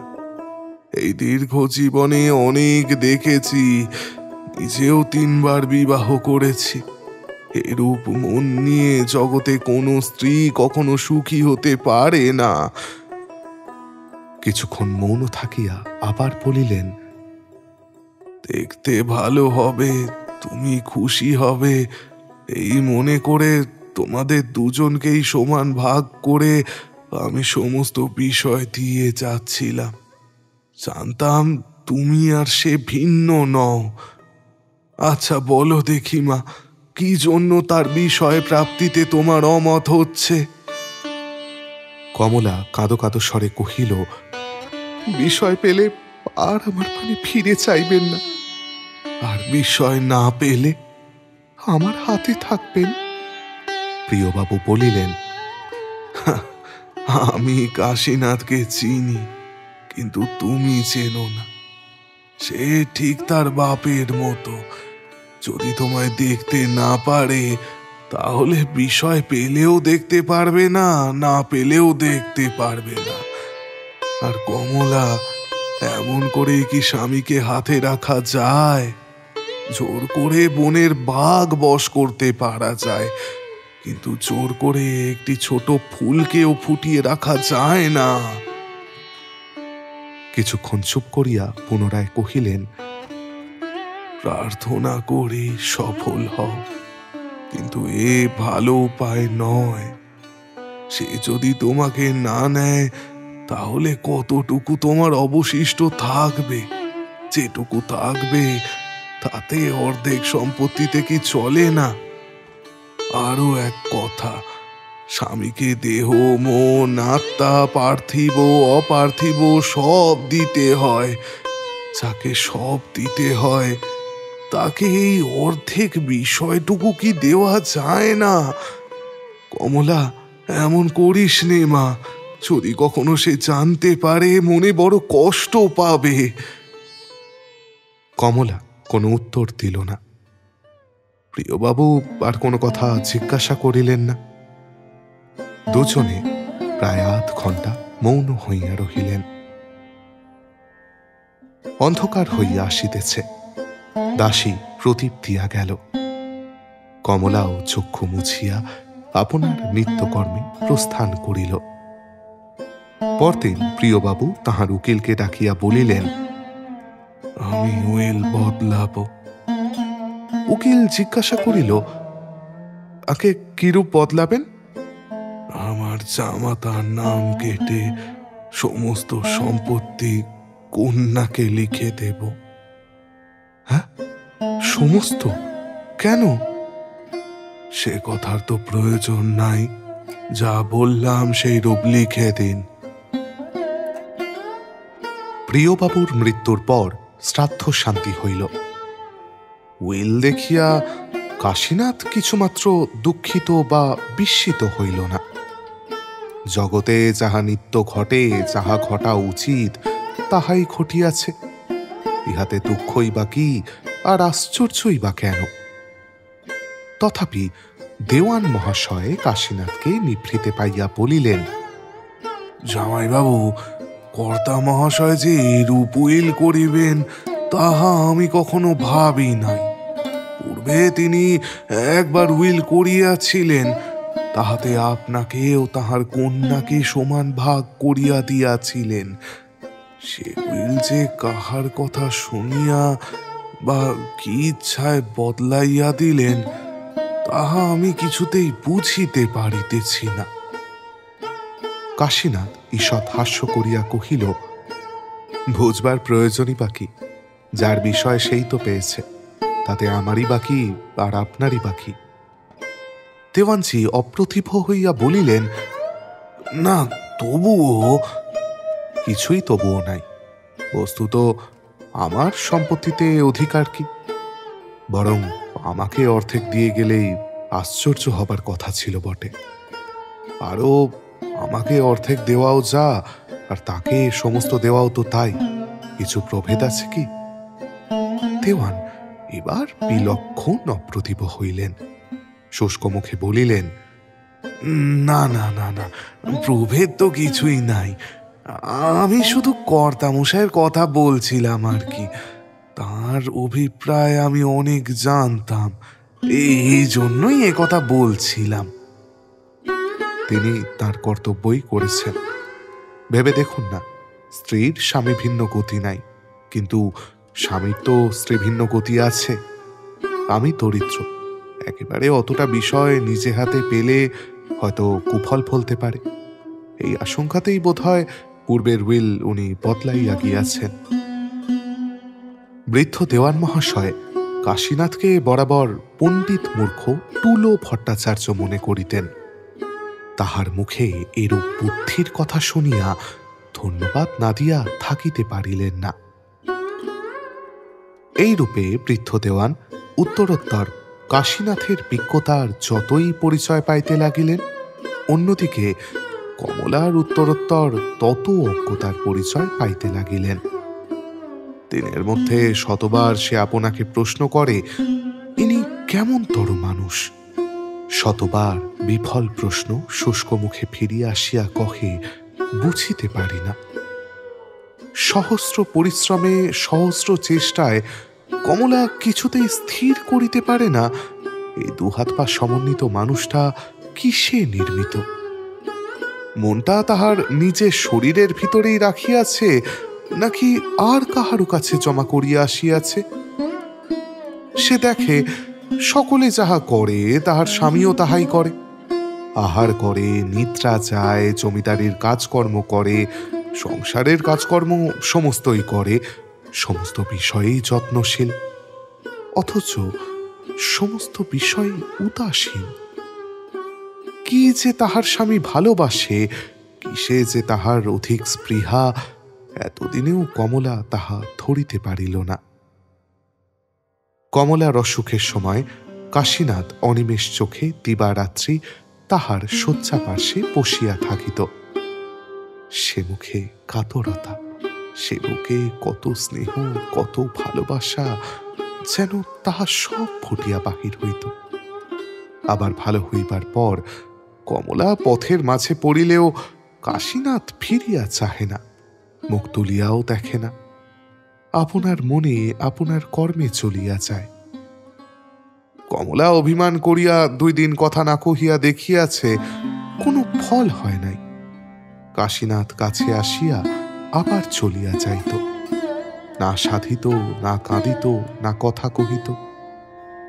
আবার কথা কহিলে হাসিয়া কথাও কহিত, না কোনোদিন বিরক্তি প্রকাশ করিত, না কোনোদিন জিজ্ঞাসা করিত কেন 2 দিন কথা কয় নাই, কেন রাগ করিয়াছিল। কমলা 3 কতক পরে নিজের মনে পরামর্শ আঁটিয়া এরূপ ভাব ধরিল যেন সে তাহার উদাসীন স্বামীটিকে জানাইতে চাহে, তুমি আমাকে উপেক্ষা করিলে আমিও উপেক্ষা করিতে জানি, আর এত তোমাকে ভালোবাসি না যে তুমি মারাইয়া যাইবে আর আমি ধুলার মতো তোমার চরণতল চড়াইয়া ধরিয়া থাকিব। কমলা দেখা হইলে অন্য মুখে মুখ ফিরাইয়া গম্ভীরভাবে চলিয়া যায়, যেন প্রকাশ করিতে চাহে, তোমাকে দয়া করিয়া স্বামী করিয়াছি বলিয়া এমন মনে করিও না যে তোমার পায়ে প্রাণ পড়িয়া আছে, এবং সেই জন্যই যখনই দেখা হইবে তখনই মিষ্ট হাসিয়া প্রীতি সম্ভাষণ করিব। আমার কাজের সময় সামনে পড়িলে আমিও দেখিতে পাই না। যখন সে কোনো দাসদাসীকে তিরস্কার করিতে থাকে তখন কাশীনাথ দৈবাৎ যদি কোনো কথা বলিয়া ফেলে, তাহা হইলে সে কথা আদৌ কানে না তুলে যাহা বলিতেছিল তাহাই বলিতে থাকে, যেন বলিতে চাহে, আমার দাস আমার দাসী, আমার বাড়ি আমার ঘর, যাহাকে যাহা খুশি বলিব, তুমি তাহাতে অযাচিত মধ্যস্থ হইতেছ কেন? কিন্তু ইহাতে কি তৃপ্তি হয়? এমন করিয়া কি বাসনা পুরে? তৃপ্তি হইতে পারিত যদি কাশীনাথকে এক বিন্দু টলাইতে পারিত। যাহাই করো, সে তাহার প্রশান্ত গম্ভীর মুখখানি লইয়া পরিষ্কার বুঝাইয়া দেয় যে সে আপনাতে আপনি নিশ্চল বসিয়া আছে, সুমেরু শিখরের মতো তাহাকে এক বিন্দু স্থানচ্যুত করিবারও ক্ষমতা নাই তোমার। যত খুশি ঝড় বৃষ্টি তোলো, যত ইচ্ছা গাছপালা ওলট পালট করিয়া দাও, কিন্তু আমাকে টলাইতে পারিবে না। আচ্ছা, কমলা কি ভালোবাসে না? বাসে, কিন্তু সে ভালোবাসা অনন্ত অতল স্পর্শী নহে। কমলা যেন রেখা নির্দিষ্ট করিয়া বলিতে চাহে, তুমি ইহার বাহিরে চাহিও না, চাইলে আমি সহ্য করিতে পারিব না। হয়তো তথাপিও ভালোবাসিব, কিন্তু তোমার মর্যাদা রক্ষা করিব না। একদিন সে বৃদ্ধা দাসীর কাছে মনের দুঃখে কাঁদিয়া বলিল, বাবা আমাকে একটা জানোয়ারের হাতে সঁপে দিয়ে গেলেন। কেন দিদি, কেন আবার জিজ্ঞেস করিস?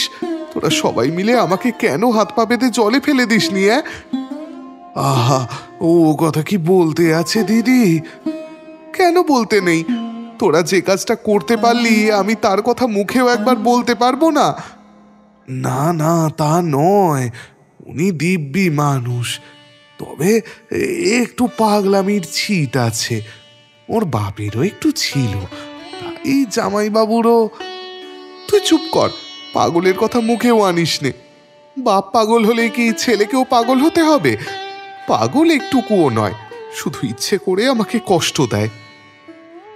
স্বামী পাগল এ কথা স্বীকার করিতে কমলারও বুকে বাজিল। আজ 3 দিন হইল কাশীনাথের দেখা নাই। 2 দিন কমলা ইচ্ছাপূর্বক কোনো খোঁজ লইল না, কিন্তু 3য় দিবসে উদ্বিগ্ন হইয়া বাহিরে দেওয়ানকে বলিয়া পাঠাইল, বাবু 2 দিন ধরিয়া আসে নাই, তোমরাও কোনো সন্ধান করো নাই, তবে কি জন্য এখানে আছো? দেওয়ান ভাবিল, মন্দ নয়, কে কোথায় চলিয়া যাইবে তাহার আমি কিরূপে সন্ধান রাখিব। পরে খাজাঞ্চির নিকট খবর পাইল যে জামাইবাবু 3 সহস্র টাকা লইয়া কোথায় যেন চলিয়া গিয়াছেন।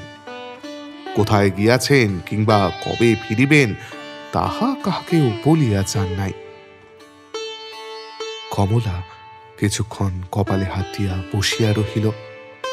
পরে তাহার পিতা উকিলবাবুকে ডাকিয়া বলিল, আমার বিষয় সম্পত্তি দেখতে পারে এমন একজন লোক 1 সপ্তাহের মধ্যে বহাল করে দিন, যেমনই বেতন হোক আমি দেব। কলিকাতার একটা ক্ষুদ্র অপ্রশস্ত গলির ভিতর একখানা ছোট একতলা বাটিতে সমস্ত দিন জলে ভিজিয়া 1 হাঁটু কাদা পাঁক লইয়া কাশীনাথ প্রবেশ করিল। তাহার হাতে 2 শিশি ঔষধ, 1 টিন বিস্কুট ও চাদরে বাঁধা বেদানা প্রভৃতি কতগুলি দ্রব্য ছিল।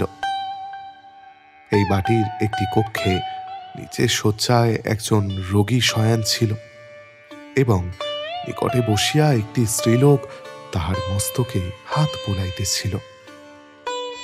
কাশীনাথ প্রবেশ করিলে স্ত্রীলোকটি বলিল, কাশীদাদা, তুমি এত জলে ভিজে এলে কেন? কোথাও দাঁড়ালে না কেন? থাকি হয় বোন, জলে ভিজে ক্ষতি হয়নি, কিন্তু দাঁড়ালে হয়তো হতো। তা বটে। বিন্দু বুঝিয়া দেখিল কাশীদাদার কথা অসত্য নহে, তাই চুপ করিয়া রহিল। এই কয় বৎসর ধরিয়া বিন্দু যে ক্লেশ ভোগ করিয়া আসিতেছে তাহা কেবল সেই জানে। আমরা তাহার বাপের বাড়িতে তাহাকে শেষ দেখিয়াছিলাম, আর দেখি নাই। যেদিন সে জমিদারের মেয়েকে দেখিতে যাইবার সমস্ত উদ্যোগ করিয়াও যাইতে পারে নাই, তাহার পর তিনি গোপালবাবুর মানে তাহার শ্বশুরের সহসা কঠিন ব্যাধির সংবাদ পাইয়া তাহাকে স্বামী ভবনে চলিয়া আসিতে হইয়াছিল। সে আসিয়া দেখিল তাহার শ্বশুরের যথার্থই বড় কঠিন পীড়া হইয়াছে।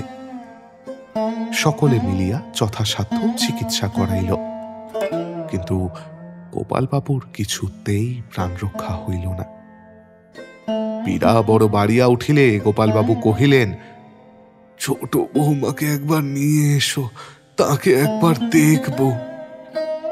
ছোট বৌমা আমাদিগের বিন্দুবাসিনী। মৃত্যুর 2-1 দিবস পূর্বে গোপালবাবু বিন্দুকে বলিলেন, মা, এই নাও চাবি, ওই বাক্সে যা রইল সব তোমাকে দিলাম। বিন্দু হাত পাতিয়া গ্রহণ করিল। অন্যান্য বধূরা মনে করিল বৃদ্ধ মরিবার সময় বিন্দুকেই সব দিয়ে গেল। আরো এক কথা, গোপালবাবু পীড়ার মধ্যেই একদিন 4 সন্তানকেই কাছে ডাকিয়া বলিয়াছিলেন, দেখো বাপু, তোমাদের ভাইয়ে ভাইয়ে কিছুমাত্র মিল নাই এবং তোমাদের জননীয় জীবিত নাই, তাই আমার মৃত্যু হলে তোমরা আর এক সংসারে থেকো না। মিথ্যা কলহ করে ভিন্ন হবার পূর্বে যেটুকু সদ্ভাব আছে তা নিয়েই পৃথক হয়েও। যা কিছু রেখে গেলাম তার উপর কিছু কিছু উপার্জন করলে তোমাদের সংসার স্বচ্ছন্দে চলবে। পিতার মৃত্যুর পর সকলে পৃথক হইল। বিন্দু একদিন বাক্স খুলিয়া দেখিল ভিতরে একখানি রামায়ণ ও একখানি মহাভারত ভিন্ন আর কিছুই নাই। আশায় নিরাশ হইলেও বিন্দু স্বর্গীয় শ্বশুর মহাশয়ের দান মাথায় তুলিয়া লইল। বিন্দু অস্ফুট স্বরে বলিল, তাহার স্নেহের দান, ইহাই আমার রত্ন। দিন কতক বিন্দুর সুখে স্বচ্ছন্দে চলিল। তাহার পর বিপদের আরম্ভ হইল। বিন্দুর স্বামী যোগেশবাবু পীড়িত হইয়া পড়িলেন। বিন্দু শরীরপাত করিয়া সেবা শুশ্রূষা করিল, কয়েকখানি জমি বন্ধক দিয়া চিকিৎসা করাইল, কিন্তু কিছুতেই কিছু হইল না। গ্রামস্থ কয়েকজন প্রতিবেশী তখন কলিকাতায় যাইয়া চিকিৎসা করাইতে বলিল। বিন্দুবাসিনী আপনার সমস্ত গহনা বিক্রয় করিয়া স্বামীকে লইয়া কলিকাতায় আসিল। এখানেও বহু রকমের চিকিৎসা করাইতে অবশিষ্ট জমিগুলি ক্রমশ বন্ধক পড়িল, কিন্তু রোগের কিছুই হইল না। অর্থাভাবে এখন উত্তমরূপে চিকিৎসা করাইবার উপায় রহিল না। বিন্দু স্বামীর অগ্রজকে সব কথা লিখিয়া জানাইল। কিন্তু কোনো ফল হইল না। তিনি উত্তর পর্যন্ত লিখিলেন না। তখন সে তাহার অপর দুই ভাসুরকে লিখিল, কিন্তু তাহারাও অক্রোচের পন্থা অবলম্বন করিয়া মৌন হইয়া রহিল। কিন্তু বুঝিল এখন হয় উপবাস করিতে হইবে, না হয় বিষ খাইয়া মরিতে হইবে। স্ত্রীর মুখ দেখিয়া যোগেশবাবু সমস্তই বুঝিতে পারিতেন। একদিন তাহাকে নিকটে বসাইয়া সস্নেহে হাত ধরিয়া বলিলেন, ইন্দু, আমাকে বাড়ি নিয়ে চল, মরতে হয় আমি সেখানেই মরব, এখানে তো ফেলবার লোকও পাবে না। এইবার বিন্দু দেখিল মরণই নিশ্চিত, কেননা অন্য উপায়ও নাই। স্বামীকে পাটি ফিরাইয়া লইয়া যাইবারও উপায় নাই। কিন্তু তাহাকে এ অবস্থায় রাখিয়া কেমন করিয়া মরিবে? আর যদি মরিতেই হয় তখন লজ্জা করিয়া কি হইবে? অনেক বিতর্কের পর সে লজ্জার মাথা খাইয়া এ কথা কাশীনাথকে পত্র দ্বারা বিদিত করিল। পরের ঘটনা তো আপনাদের অবিদিত নাই। আসিবার সময় কাশীনাথ অনেক টাকা আনিয়াছিল। সেই টাকা দিয়া শহরের উৎকৃষ্ট ডাক্তারদিগের মত জিজ্ঞাসা করায় সকলেই কহিল যে বায়ু পরিবর্তন না করিলে আরোগ্য হইবে না। কাশীনাথ সকলকে লইয়া বৈদ্যনাথ উপস্থিত হইল। এখানে থাকিয়া মাস দুয়েকের মধ্যেই সবাই বুঝিতে পারিল যোগেশবাবু এ যাত্রায় বাঁচিয়া গেলেন। তথাপি ফিরিবার সময় এখনো হয় নাই। সেই জন্য তাহাদিগকে এখানে রাখিয়া কাশীনাথ বাড়ি ফিরিয়া আসিল। প্রাতঃকালে কমলার সহিত দেখা হইলে সে জিজ্ঞাসা করিল, কখন এলে? রাত্রে এসেছি। কমলা আপনার কর্মে চলিয়া গেল। কাশীনাথ বাহিরে আসিয়া কাছারি ঘরে প্রবেশ করিল। বহুদিনের পর তাহাকে দেখিয়া কর্মচারীগণ দাঁড়াইয়া উঠিল। শুধু একজন সাহেবী পোশাক পরা যুবক আপনার কাজে চেয়ারে বসিয়া রহিল। একজন আগন্তুককে দেখিয়া অপরাপর কর্মচারীরা যে সম্মান করিল, নব্যবাবু বোধ হয় তাহা দেখিতে পাইলেন না। কাশীনাথ নিজে একটা কেদারা টানিয়া লইয়া উপবেশন করিল। এই লোকটি নূতন ম্যানেজার হইয়া আসিয়াছেন। নাম শ্রী বিজয় কিশোর দাস। কলিকাতায় বিএ পাশ করিয়াছিলেন এবং অতিশয় কর্মদক্ষ লোক। তাই উকিল বিনোদবাবু ইহাকেই ম্যানেজারি পদে নিযুক্ত করিয়াছেন। ম্যানেজার অনেকক্ষণের পর কাশীনাথের দিকে ফিরিয়া কহিলেন, মহাশয়ের কোনো কি প্রয়োজন আছে? না না, প্রয়োজন নাই, কাজকর্ম দেখছি মাত্র। এবার দেওয়ান মহাশয় দাঁড়াইয়া বলিলেন, আগে ইনি আমাদের জামাইবাবু যে। বিজয়বাবু গাত্রোত্থান করিয়া প্রীতি সম্ভাষণ করিলেন। এমন সময় একজন ভৃত্য আসিয়া বিজয়বাবুকে কহিল, ভিতরে মা ডাকছেন আপনাকে। বিজয়বাবু প্রস্থান করিলে কাশীনাথ ডাকিয়া কহিল, ইনি কে? নূতন ম্যানেজার। ও, নতুন ম্যানেজার? কে রাখলে? আগে মা রেখেছেন। কেন? বোধ হয় কাজকর্ম সুবিধে মতো হচ্ছিল না বলে। তা এখন কোথায় গেলেন? বাড়ির ভিতরে। কাশীনাথ আর কোনো কথা জিজ্ঞাসা না করিয়া ভিতরে আসিল। আসিবার সময় দেখিল একটি ঘরের পর্দার সম্মুখে বিজয়বাবু দাঁড়াইয়া আছেন এবং তাহার অন্তরাল হইতে আর একজন মৃদুস্বরে কথা কহিতেছেন। কাহার কথা কহিতেছে কাশীনাথ বুঝিতে পারিল, কিন্তু কোনো কথা না কহিয়া সেদিকে একবারও না চাহিয়া আপন মনে চলিয়া গেল। দ্বীপ্রহরে কমলার সহিত আরো একবার তাহার দেখা হইল। কমলা গম্ভীরভাবে জিজ্ঞাসা করিল, তা শরীর ভালো আছে তো? কাশীনাথ সেই রূপভাবে খান নাড়িয়া জানাইল, আছে। আর কোনো কথা না কহিয়া কমলা চলিয়া গেল। দাঁড়াইয়া কথাবার্তা গল্পগুজব করিবার সময় এখন তাহার নাই। এখন সহস্র কাজ পড়িয়াছে, বিশেষত নিজের বিষয় নিজের হাতে লইয়া তাহার আর নিঃশ্বাস ফেলিবার সময় নাই। একদিন সকালবেলায় কাশীনাথ ম্যানেজার বাবুকে টাকাইয়া পাঠাইল। বৃত্ত মুখে ম্যানেজার জবাব দিলেন, এখন সময় নাই, সময় হলেই আসব।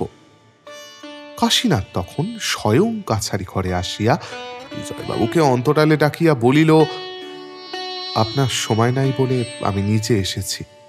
আজ আমার 500 টাকার প্রয়োজন আছে, সময় হলে তা ওপরে পাঠিয়ে দেবেন। 500 টাকা? তা কি প্রয়োজন? তা তো আপনার শোনবার প্রয়োজন নেই। নাই সত্য, কিন্তু মালিকের অনুমতি বিনা কেমন করে দেব? কাশীনাথ বুঝিল কথাটা অন্য রকমের হইয়াছে। কহিল, আমার কথাই বোধহয় যথেষ্ট, অন্য অনুমতির প্রয়োজন আছে কি? বিজয়বাবু দৃঢ়স্বরে বলিলেন, আছে বই কি, যাকে তাকে টাকা দিতে নিষেধ আছে আমার। কাশীনাথ কমলার সহিত দেখা করিয়া কহিল, তোমার নূতন লোকটাকে তাড়িয়ে দাও। কাকে? যে তোমার ম্যানেজার হয়ে এসেছে। কেন, তার কি দোষ? আমার সঙ্গে ভালো ব্যবহার করেনি। কি করেছে? আমি তাকে ডেকে পাঠিয়েছিলাম, কিন্তু না এসে চাকরের মুখে বলে পাঠালে আমার সময় নাই, যখন হবে তখন যাব। কমলা সহাস্যে বলিল, হয়তো সময় ছিল না, সময় না থাকলে কেমন করে আসবে? কাশীনাথ স্ত্রীর মুখের পানে চাহিয়া কহিল, বেশ, সময় ছিল না বলে না হয় আসতে পারেনি। আমি নিজে গিয়ে যখন টাকা চাইলাম তখন বললে মালিকের হুকুম ছাড়া দেওয়া যাবে না। কমলা মধুরতর হাসিয়া বলিল, কত টাকা চেয়েছিলে? 500। দিলে না? না। তুমি আমায় টাকা দিতে কি নিষেধ করেছ? হ্যাঁ, যাতা করে টাকাগুলো উড়িয়ে দিতে আমার ইচ্ছা নাই জানো। কাশীনাথ পাথরের কাশীনাথ হইলেও মর্মে বড় পীড়া পাইল। এরূপ ব্যবহার বা এরূপ কথা সে পূর্বে আর শোনে নাই। বড় ক্ষুব্ধ হইয়া কহিল, আমাকে দেওয়া কি উড়িয়ে দেওয়া? যেমন করেই হোক, নষ্ট করার নামই তো উড়িয়ে দেওয়া। প্রয়োজনে ব্যয় করার নাম নষ্ট করা নয়।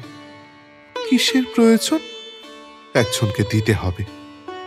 তা দিতে তো হবে, কিন্তু পাবে কোথায়? নিজের থাকে তো তাওকে আমি বারণ করব না। কাশীনাথ চুপ করিয়া রহিল। কথাটা তাহার কানে অগ্নিশলাকার ন্যায় প্রবেশ করিল। বাহিরে আসিয়া সে আপনার ঘড়ি, আংটি প্রভৃতি বিক্রয় করিয়া 500 টাকা বৈদ্যনাথে পাঠাইয়া দিল। নিচে এক স্থানে লিখিয়া দিল, আর কিছু চাস নেব, আমার আর কিছুই নেই। সেই দিন হইতে কাশীনাথ আর ভিতরে প্রবেশ করে না। কমলাও কোনো খোঁজ লয় না।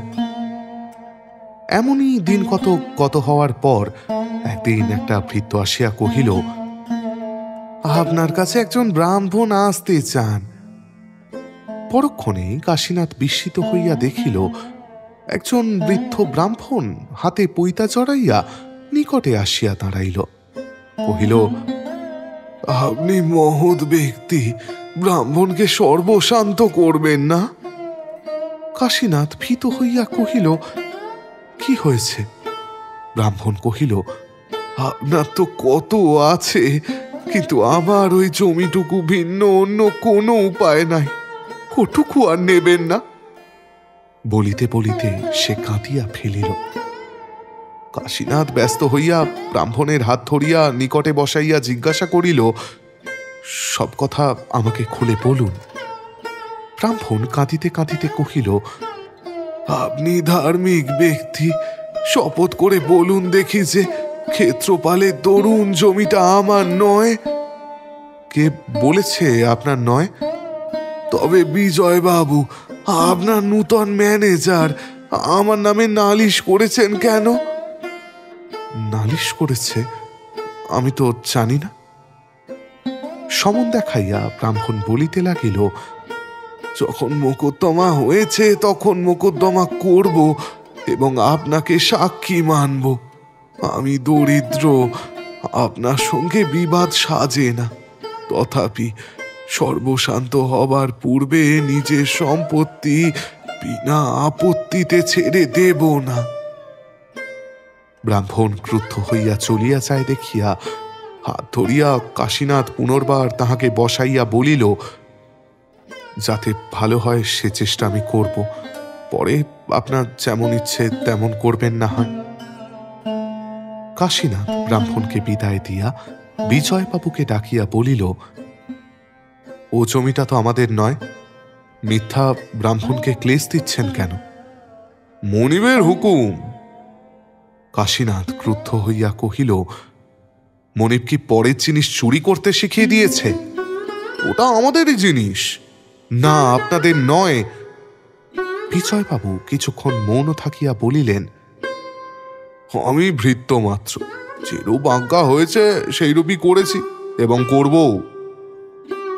একথা কমলাকে জানাইতে কাশীনাথের লজ্জা করিতেছিল, তথাপি বলিল, ও জমিটা তোমার নয়, ব্রাহ্মণের ব্রাহ্মস্য অপহরণ করো না।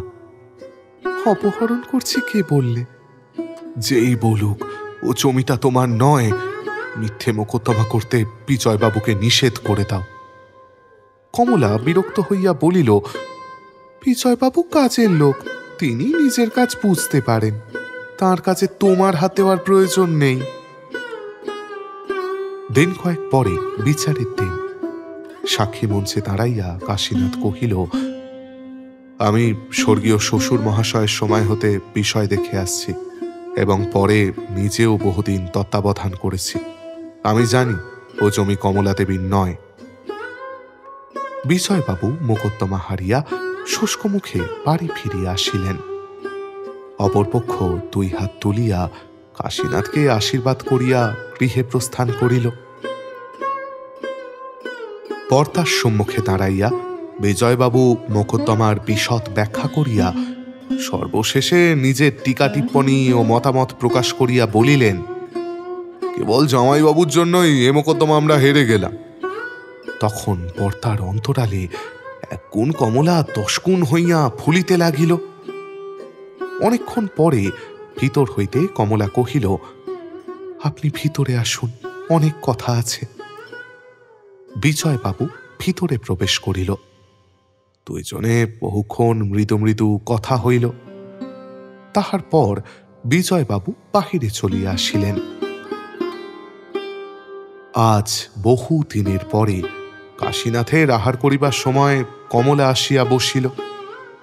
এখন আর তাহার সেই পূর্বের উগ্রমূর্তি নাই, বরং সম্পূর্ণ শান্ত ও স্তব্ধ। কিছুক্ষণ পরে কমলা কহিল, খড়ভেদি বিভীষণের জন্য সোনার লঙ্কাপুরি ছাই হয়ে গিয়েছিল, তা তুমি জানো? আহার করিতে করিতে কাশীনাথ কহিল, জানি। কমলা কহিল, জানবে বই কি, সেও তো পরের অন্যেই মানুষ। কাশীনাথ কোনো কথা কহিল না। কমলা ক্ষণকাল চুপ করিয়া থাকিয়া পুনরায় কহিল, তাই ভাবি জানো, যে চিরকাল পরের খেয়ে মানুষ, এখনো যাকে পরের না খেলে উপোস করতে হয়, তার সত্য কথা বলবার শখই বা কেন, আর এত অহংকারী বা কেন? কাশীনাথ নিঃশব্দে একটির পর একটি করিয়া গ্রাস মুখে তুলিতে লাগিল। যার খায় তার গলায় ছুরি দিতে কসাইয়ের মনেও দয়া হয়। কমলা, যে স্ত্রীর অন্নে প্রতিপালিত, তার তো তেজ শোভা পায় না। তোমার দিন দিন যেরকম ব্যবহার হচ্ছে, তাতে চক্ষু লজ্জা না থাকলে। কাশীনাথ হাসিয়া বলিল, বাড়ি থেকে দৌড় করে দিতে? হ্যাঁ, দিতামই তো। অর্থভুক্ত অন্ন ঠেলিয়া রাখিয়া কাশীনাথ কমলার প্রতি স্থির দৃষ্টি রাখিয়া বলিল, কমলা, আমি পূর্বে কখনো রাগ করি নাই, কখনো তোমায় রূঢ় কথা বলি নাই, কিন্তু তুমি যা বললে তা পূর্বে বোধহয় আর কেউ বলে নাই। আজ হতে তোমার অন্ন খাবো না। দেখো, যদি এতে সুখী হতে পারো। কাশীনাথ উঠিয়া দাঁড়াইল। কমলাও সগর্বে দাঁড়াইয়া কহিল, যদি সত্যবাদী হও, যদি মানুষ হও, তাহলে আপনার কথা রাখবে। কিন্তু তা রাখব, কিন্তু তুমি যে কথা বললে তা তোমারই চিরশত্রু হয়ে রইল। আমি তোমাকে ক্ষমা করলাম, কিন্তু জগদীশ্বর তোমাকে ক্ষমা করবেন কি? কমলা আরো জ্বলিয়া উঠিল, তোমার শাপে আমার কিছুই হবে না। তাই হোক, ভগবান জানেন আমি তোমাকে শাপ দিই নাই, বরং আশীর্বাদ করছি, ধর্মের মতি রেখে সুখী হও। বাহিরে আসিয়া কাশীনাথ ব্যাকরণ, সাহিত্য, দর্শন, স্মৃতি সমস্ত একে একে ছিন্ন করিয়া বাহিরে নিক্ষেপ করিল। ভৃত্যবর্গকে ডাকিয়া নিজের যাহা কিছু ছিল বিলাইয়া দিল। তাহার পর রাত্রে কমলার কক্ষদ্বারে আঘাত করিয়া ডাকিল, কমলা। কমলা জাগিয়াছিল, কিন্তু উত্তর দিল না। দ্বার খোলা ছিল। কাশীনাথ ঠেলিয়া ভিতরে প্রবেশ করিয়া দেখিল, চোখ বুজিয়া কমলা শয্যায় পড়িয়া আছে। কাছে বসিয়া মাথায় হাত দিয়া কাশীনাথ আবার ডাকিল, কমলা। কোনো উত্তর নাই। যাবার সময় আশীর্বাদ করে যাচ্ছি বলিয়া কাশীনাথ ধীরে ধীরে বাহির হইয়া গেল। কাশীনাথ প্রস্থান করিলে কমলা শয্যা ত্যাগ করিয়া জানালায় আসিয়া বসিল। বসিয়া বসিয়া প্রভাত হয় দেখিয়া সে আবার শয্যায় আসিয়া শয়ন করিল। যখন নিদ্রা ভাঙিল, তখন কমলা দেখিল বেলা হইয়াছে এবং বাড়িময় বিষম হইচই পড়িয়া গিয়াছে। সম্পূর্ণ জাগরিত হইবার পূর্বে একজন দাসী আসিয়া চিৎকার করিয়া কহিল, সর্বনাশ হয়েছে মা, জামাইবাবু খুন হয়েছেন। কাহারও অঙ্গে এক কটাহ জ্বলন্ত তৈল নিক্ষেপ করিলে সে যেমন করিয়া ওঠে, কমলাও তেমনি করিতে করিতে নিচে আসিয়া কহিল, একেবারে খুন হয়ে গেছে। কে একজন জবাব দিল, হ্যাঁ মা, একেবারেই। বিবসনা প্রায় কমলা যখন বাহিরের ঘরে আসিয়া পড়িল, তখন রক্তসিক্ত চৈতন্যহীন কাশীনাথ একটা সোফার ওপর পড়িয়াছিল। সমস্ত অঙ্গে ধুলা ও রক্ত জমাট বাঁধিয়া আছে। নাক মুখ চোখ দিয়া অজস্র রক্ত নির্গত হইয়া সেইখানে শুকাইয়া চাপ বাঁধিয়া গিয়াছে। চিৎকার করিয়া কমলা মাটির ওপর মূর্ছিত হইয়া পড়িয়া গেল। সমস্ত গ্রামময় রাষ্ট্র হইয়া গিয়াছে। জমিদার জামাইবাবু অন্ধকার রাত্রে একা কোথায় যাইতেছিলেন, পথিমধ্যে খুন হইয়া গিয়াছেন। 2 দিন পরে কাশীনাথের জ্ঞান হইলে পুলিশ সাহেব জিজ্ঞাসা করিল, বাবু, কে করেছে এমন? কাশীনাথ উপর পানে চাহিয়া বলিল, কে করবে, উনি করেছেন। বৃদ্ধ নায়েব সেখানে দাঁড়াইয়াছিল, তাহার চক্ষু দিয়া জল পড়িতে লাগিল। সাহেব আবার বলিল, বাবু, তাদের কি আপনি চিনিতে পারেন নাই? কাশীনাথ অস্ফুটে কহিল, হ্যাঁ। সাহেব ব্যগ্র হইয়া কহিল, কে তারা? কাশীনাথ একটু মৌন থাকিয়া কহিল, আমি ভুল বলেছি, চিনিতে পারি নাই তাদের। সাহেব আরো পার্তুই জিজ্ঞাসা করিয়া দেখিল, কিন্তু কোনো ফল হইল না। কাশীনাথ আর দ্বিতীয় কথা কহিল না। পরদিন নায়েবকে ডাকাই আনিয়া বলিল, বৈদ্যনাথে আমার ভগিনী আছে, একবার তাকে দেখব, আপনি আনতে লোক পাঠান। 3 দিন পরে বিন্দুবাসিনী ও যোগেশবাবু আসিয়া পড়িলেন। বিন্দু শক্ত মেয়ে, সে কমলার মতো নহে, তাই চিৎকারও করিল না, মূর্ছাও গেল না। শুধু চোখের জল মুছিয়া কাঁদো কাঁদো স্বরে বলিল, কাশী দাদা, কে এমন করেছে? কেমন করে জানব?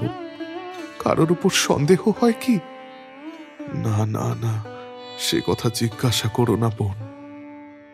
বিন্দু চুপ করিয়া কাশীনাথের মুখপানে চাহিয়া রহিল। সকলেই জানিত কাশীনাথ এ আঘাত কাটাইয়া উঠিতে পারিবে না। মৃত্যু যেন ক্রমেই ঘনাইয়া আসিতে লাগিল। আজ অনেক রাত্রে জ্বরের প্রকোপে ছটফট করিতে করিতে কাশীনাথ চিৎকার করিয়া উঠিল, বলো কমলা, এ কাজ তুমি করনি? বিন্দু কাছে আসিয়া দাদার মুখের কাছে মুখ লইয়া জিজ্ঞাসা করিল, কি বলছো দাদা? কাশীনাথ বিন্দুকে কমলা ভ্রম করিয়া 2 হাত বাড়াইয়া তাহার গলা জড়াইয়া ধরিয়া করুণ কণ্ঠে আবার বলিল, আমি মরেও সুখ পাব না কমলা, শুধু একবার বলো, এমন কাজ তোমার দ্বারা হয়নি। জ্ঞানে অজ্ঞানে তন্ত্রায় আচ্ছন্নের মতো কমলার 2টি দিন কাটিয়া গেল। তাহার জন্য ডাক্তারের মনে মনে আশঙ্কা ছিল, তাই তাহার উপদেশে অত্যন্ত সতর্কভাবে তাহাকে সকলে ঘিরিয়া বসিয়াছিল। আজ 2 দিন অবিশ্রাম চেষ্টা শুশ্রূষায় সন্ধ্যার পরে তাহাকে সচেতন করিয়া উঠাইয়া বসাইল। ভালো করে চাহিয়া কমলা দেখিল, যে এতক্ষণ তাহার মাথা কোলে করিয়া বসিয়াছিল সে সম্পূর্ণ অপরিচিতা। জিজ্ঞাসা করিল, তুমি কে? অপরিচিতা কহিল, আমি বিন্দু, তোমার স্বামীর ভগিনী। কমলা বহুক্ষণ পর্যন্ত নীরবে তাহার মুখের পানে চাহিয়া রহিল। তাহার পরে হাত নাড়িয়া ঘরের সমস্ত লোককে বাহির করিয়া দিয়া ধীরে ধীরে কহিল, আমি কতক্ষণ এমন অজ্ঞান হয়ে পড়ে আছি ঠাকুরজি? বিন্দু কহিল, পরশু সকালে অজ্ঞান হয়েছিলে বউ, এর মধ্যে আর তো তোমার হুঁশ হয়নি। পরশু? কমলা একবার চমকাইয়া উঠিয়াই স্থির হইল। তাহার পরে মাথা হেঁট করিয়া স্তব্ধ হইয়া বসিয়া রহিল। অনেকক্ষণ পর্যন্ত তাহার সাড়া না পাইয়া বিন্দু শঙ্কিত চিত্তে তাহার ডান হাতখানি নিজের হাতের মধ্যে টানিয়া লইয়া ডাকিল, বউ। কমলা মুখ তুলিল না, কিন্তু সাড়া দিল। কহিল, ভয় করো না ঠাকুরজি, আমি আর অজ্ঞান হব না। সে যে আপনার হৃদয়ের মধ্যে আপনাকে সচেতন করিয়া তুলিবার জন্য নিঃশব্দে প্রাণপণ চেষ্টা করিতেছে, বিন্দু তাহা বুঝিল। তাই সেও ধৈর্য ধরিয়া মৌন হইয়া রহিল। আরো কিছুক্ষণ একভাবে বসিয়া থাকিয়া কমলা কথা কহিল, বলিল, তুমি যে আমাকে নিয়ে এতদিন বসে আছো ঠাকুরজি, আমার সেবা করতে তোমার কি করে প্রবৃত্তি হলো? আমি নিজে তো কখনো এমন করতে পারতাম না। বিন্দু কথাটা বুঝিতে না পারিয়া কহিল, কেন প্রবৃত্তি হবে না বউ? তুমি তো আমার পণ নও, আমাদের পরিচয় নেই বটে, কিন্তু দাদার মতো তুমিও তো আমার আপনার। তার মতো তোমার সেবা করা তো আমারও কাজ। বউ, তুমি জানো না, কিন্তু এসে পর্যন্ত আমার কি করেছে দিন কেটেছে সে ভগবানই জানেন। একবার দাদার ঘর আর একবার তোমার ঘর। তার কাছে যখন যাই তখন তোমার জন্য প্রাণ ছটফট করে, আবার তোমার কাছে এসে বসলে তার জন্যই ব্যাকুল হয়ে উঠি। বিকেল বেলা থেকে তিনি একটু সুস্থ হয়ে ঘুমোচ্ছেন দেখে তোমার কাছে স্থির হয়ে বসতে পেরেছিলাম। এই যাত্রায় যে দাদা রক্ষা পাবেন এ আশাই তো কারো ছিল না বউ। কমলা বলিয়া উঠিল, উনি বেঁচে আছেন? বিন্দু খান্নারিয়া কহিল, বেঁচে আছেন বই কি, ডাক্তার বললেন আর ভয় নেই, জ্বর কমে গেছে। কমলার মুখখানি অকস্মাৎ প্রদীপ্ত হইয়া উঠিয়াই তাহা মৃতের মতো বিবর্ণ হইয়া গেল। একবার তাহার আপাতমস্তক থরথর করিয়া কাঁপিয়া উঠিল এবং পরক্ষণেই সংজ্ঞা হারাইয়া বিন্দুর কোলের ওপর ঢলিয়া পড়িল। বিন্দু চেঁচামেচি করিয়া কাহাকেও ডাকিল না। তাহার মাথা কোলে করিয়া বসিয়া নিঃশব্দে পাখার বাতাস করিতে লাগিল। এই মেয়েটির স্বাভাবিক ধৈর্য যে কত বড় সে পরীক্ষা তাহার স্বামীর পীড়ার সময়েই হইয়া গিয়াছিল। মৃত্যু যাহার স্বামীর শিয়রে আসিয়া বসিয়াও তাহাকে বিচলিত করিতে পারে নাই, সে এখন কমলার জন্য অস্থির হইয়া উঠিল না। কিছুক্ষণে সংজ্ঞা পাইয়া কমলা চোখ মেলিয়া একবার চাহিয়া দেখিল। সে কোথায় আছে। তাহার পর সেই কোলের ওপরই উপর হইয়া পড়িয়া প্রাণপণে নিজের বুক চাপিয়া ধরিয়া কাঁদিতে লাগিল। সে ক্রন্দন এত গাঢ়, এত কুরু ভারছে, তাহা বিন্দুর ক্রোড়ের মধ্যেই শুকাইয়া জমাট বাঁধিয়া যাইতে লাগিল। তাহার এক বিন্দু তরঙ্গ ঘরের বাহিরে কাহারও কানে পৌঁছিল না। নির্জন বাহিরে রাত্রির আধার নিঃশব্দে গাঢ়তর হইয়া উঠিতে লাগিল। শুধু এই স্বল্পালোকিত কক্ষের মধ্যে এই দুটি তরুণী রমণী, একজন তাহার বিদীর্ণ বক্ষের সমস্ত জ্বালা আরেকজনের গভীর শান্ত ক্রোড়ের মধ্যে নিঃশেষ করিয়া ঢালিয়া দিতে লাগিল। ক্রমশ শান্ত হইয়া কমলা স্বামীর সম্বন্ধে অনেক প্রশ্নই জিজ্ঞাসা করিল, কিন্তু কেন যে নিজে গিয়া তাহাকে দেখিবার ইচ্ছা প্রকাশ করিল না, তাহা বিন্দু কিছুতেই ভাবিয়া পায় নাই। একবার এমনও ভাবিবার চেষ্টা করিয়াছিল যে হয়তো বড়লোকদের এমনই শিক্ষা এবং সংস্কার, সেবা শুশ্রূষার ভার চাকরদাসীদের উপর দিয়া বাহির হইতে খবর লওয়াই তাহাদের নিয়ম। হঠাৎ কমলা জিজ্ঞাসা করিল, আচ্ছা ঠাকুরজি, তোমার দাদার জ্ঞান হলে আমাকে কি একবারও খোঁজ করেননি? একবার করেছিলেন বলিয়াই বিন্দু হঠাৎ থামিয়া গেল। কমলা তাহা লক্ষ্য করিল, কিন্তু প্রশ্ন না করিয়া শুধু উৎসুক ব্যাকুল দৃষ্টিতে বিন্দুর মুখের পানে চাহিয়া রহিল। বিন্দু কিছুক্ষণ চুপ করিয়া থাকিয়া কহিল, দাদার জ্ঞান হলে তিনি আমাকে তুমি মনে করে গলা চড়িয়ে ধরে একবার চেঁচিয়ে উঠেছিলেন, বলেছিলেন, বলো কমলা, এ কাজ তুমি করনি, আমি মরেও সুখ পাব না কমলা, শুধু একবার বলো এ কাজ তোমার দ্বারা হয়নি। কমলা নিঃশ্বাস রুদ্ধ করিয়া কহিল, তারপরে? বিন্দু কহিল, আমি তো জানি নে বউ, তিনি কোন কথা জানতে চেয়েছিলেন। আমি জানি ঠাকুরজি তিনি কি জানতে চান বলিয়া কমলা একেবারে সোজা উঠিয়া বসিল। বিন্দু কমলার হাত ধরিয়া ফেলিয়া বলিল, তুমি সে ঘরে যেও না বউ। কেন যাব না?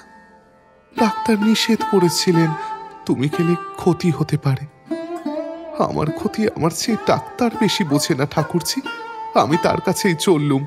ঘুম ভেঙে আবার যদি জানতে চান, আমাকে তো জবাব দিতে হবে বলিয়া কমলা বিন্দুর হাতটা হাতের মধ্যে লইয়া বিনীত কণ্ঠে বলিল, আমি মাথা সোজা রেখে চলতে পারবো না বোন, আমাকে দয়া করে একবার তার কাছে নিয়ে চলো। মনে মনে কহিল, ভগবান, হাতের নোয়া যদি এখনো বজায় রেখেছি ঠাকুর, তাহলে সত্যি মিথ্যার বিচার করে আর তা কেড়ে নিও না। দণ্ড আমার গেছে কোথায়, সে তো সমস্তই তোলা রইল। শুধু এই করো প্রভু, তোমার সমস্ত কঠিন শাস্তি যাতে হাসি মুখে মাথায় তুলে নিতে পারি, আমার সেই পথটুকু খুঁচিয়ে দিও না। স্বামীর ঘরে ঢুকিয়া কমলা কিছুতেই আপনাকে স্থির রাখিতে পারিল না। তাহার 2 দিনের উপবাসক্ষীণ দেহ ও ততোধিক দুর্বল মস্তিষ্ক খুঁড়িয়া স্বামীর পদতলে পড়িয়া গেল। কাশীনাথ জাগিয়াছিল, কে একজন তাহার পায়ের কাছে বিছানার ওপর পড়িল, তাহা সে টের পাইল, কিন্তু ঘাড় তুলিয়া দেখিবার সাধ্য ছিল না। তাই জিজ্ঞাসা করিল, কে? বিন্দু? বিন্দু বলিল, না দাদা, বউ। কমলা, কমলা, তুমি এখানে কেন? বিন্দু জবাব দিল। শিয়রে বসিয়া মৃদু কণ্ঠে কহিল, সামলাতে না পেরে মাথা ঘুরে পড়ে গেছে দাদা। কাশীনাথ চুপ করিয়া রহিল। বিন্দু পুনরায় কহিল, আজ রাতে আসতে আমি মানা করেছিলাম, আমি নিশ্চয় জানতাম 2 দিন পরে এইমাত্র যার জ্ঞান হয়েছে সে কিছুতেই এ ঘরে ঢুকে নিজেকে সামলিয়ে রাখতে পারবে না, স্বামীর দুই পায়ের মধ্যে মুখ লুকাইয়া কমলা নীরবে পড়িয়াছিল। তাহার অবিচ্ছিন্ন তপ্ত অশ্রুধারা কাশীনাথ নিজে আপনার শীতল পায়ের ওপর অনুভব করিতেছিল। তাই ধীরে ধীরে কহিল, হ্যাঁ বোন, এখন না এলেই ভালো হতো। কমলার প্রতি চাহিয়া বিন্দুর নিজের চোখেও জল আসিয়া পড়িতেছিল। আঁচল মুছিতে মুছিতে বলিল, সে ভালো কি কেউ পারে দাদা? কিন্তু এই দুটো দিন বউয়ের চেয়ে কেমন করে কেটেছে সে আমি জানি, আর ভগবান জানেন, নিজেও বোধ করি জানে না। ভগবানের নামে কাশীনাথ চোখ বুঝিয়া তাহার বাহিরের দৃষ্টি নিমেষের মধ্যে ফিরাইয়া অন্তরের দিকে প্রেরণ করিল, যেখানে বিশ্বের সমস্ত নরনারীর অন্তর্যামী চিরদিন অধিষ্ঠিত আছেন। তাহার শ্রীচরণে যেন এই প্রশ্ন নিবেদন করিয়া দিয়া সে মুহূর্তের জন্য অপেক্ষা করিয়া রহিল। তাহার পর চোখ চাহিয়া কহিল, আমার প্রাণের আর কোনো আশঙ্কা নেই কমলা, উঠে বসো। বিন্দু কহিল, দাদা, তুমি আমার কাছে যে কথা জানতে চেয়েছিলে বউ তার উত্তর দিতে এসেছে। কাশীনাথের পাংশু ওষ্ঠা ধরে হাসি ফুটিয়া উঠিল। কহিল, আর কারুকে কোনো জবাব দিতে হবে না বিন্দু। যে দুদিন অচেতন হয়ে পড়েছিল তার মধ্যে আমার সমস্ত জবাব পৌঁছে গেছে। বলিয়া বাহাতে ভর দিয়া কাশীনাথ উঠিয়া বসিল। ডান হাতে কমলার মাথাটি জোর করিয়া তুলিবার চেষ্টা করিয়া সে ডাকিল, কমল। কমলা সাড়া দিল না, তেমনি সজোরে পায়ের উপর মুখ চাপিয়া পড়িয়া রহিল। তেমনি তাহার দু চক্ষু বাহিয়া প্রস্রবণ বহিতে লাগিল। বিন্দু ব্যস্ত হইয়া উঠিল, তুমি উঠো না দাদা, ডাক্তার বলেন আবার যদি। কাশীনাথ হাসি মুখে কহিল, ডাক্তার চাই বলুক বোন, আমি তোদের বলছি আর ভয় নেই। এই যাত্রা আমাকে তোরা ফিরিয়ে এনেছিস। তারপরে কমলার রুক্ষ চুলগুলি হাতের মধ্যে লইয়া কনকাল নীরবে নাড়াচাড়া করিয়া কাশীনাথ পুনরায় শুইয়া পড়িল।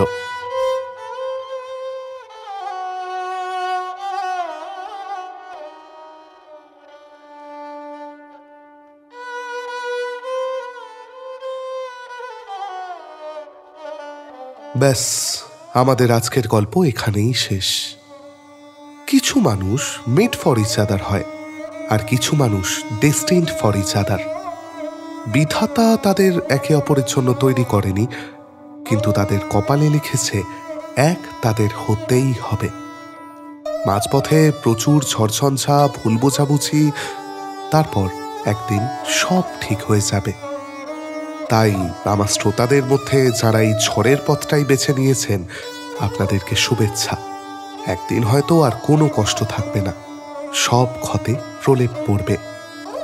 আর যারা এই ঝড় মেনে নিতে পারেননি, সম্পর্কের পথ থেকে সরে গেছেন একটু শান্তির খোঁজে, বেশ করেছেন। ভালোবাসা জিনিসটা না বড্ড বেশি আপেক্ষিক। এর না ওই ব্যাকরণ মেনে ঠিক ভুল হয় না। যে যেভাবে ইচ্ছে ভালোবাসুন, অপেক্ষা করতে চাইলে 100 বার করুন, আর পথে কাঁটা দেখলে সোজা উল্টো দিকে দৌড় দিন। আচ্ছা, আপাতত আমিও দৌড় দিই। আর আপনারা এই গল্পটা লাইক, চ্যানেলটা সাবস্ক্রাইব করেছেন তো? করেছেন, বেশ। তাহলে সকলে খুব ভালো থাকবেন, ভালো রাখবেন। শুভরাত্রি।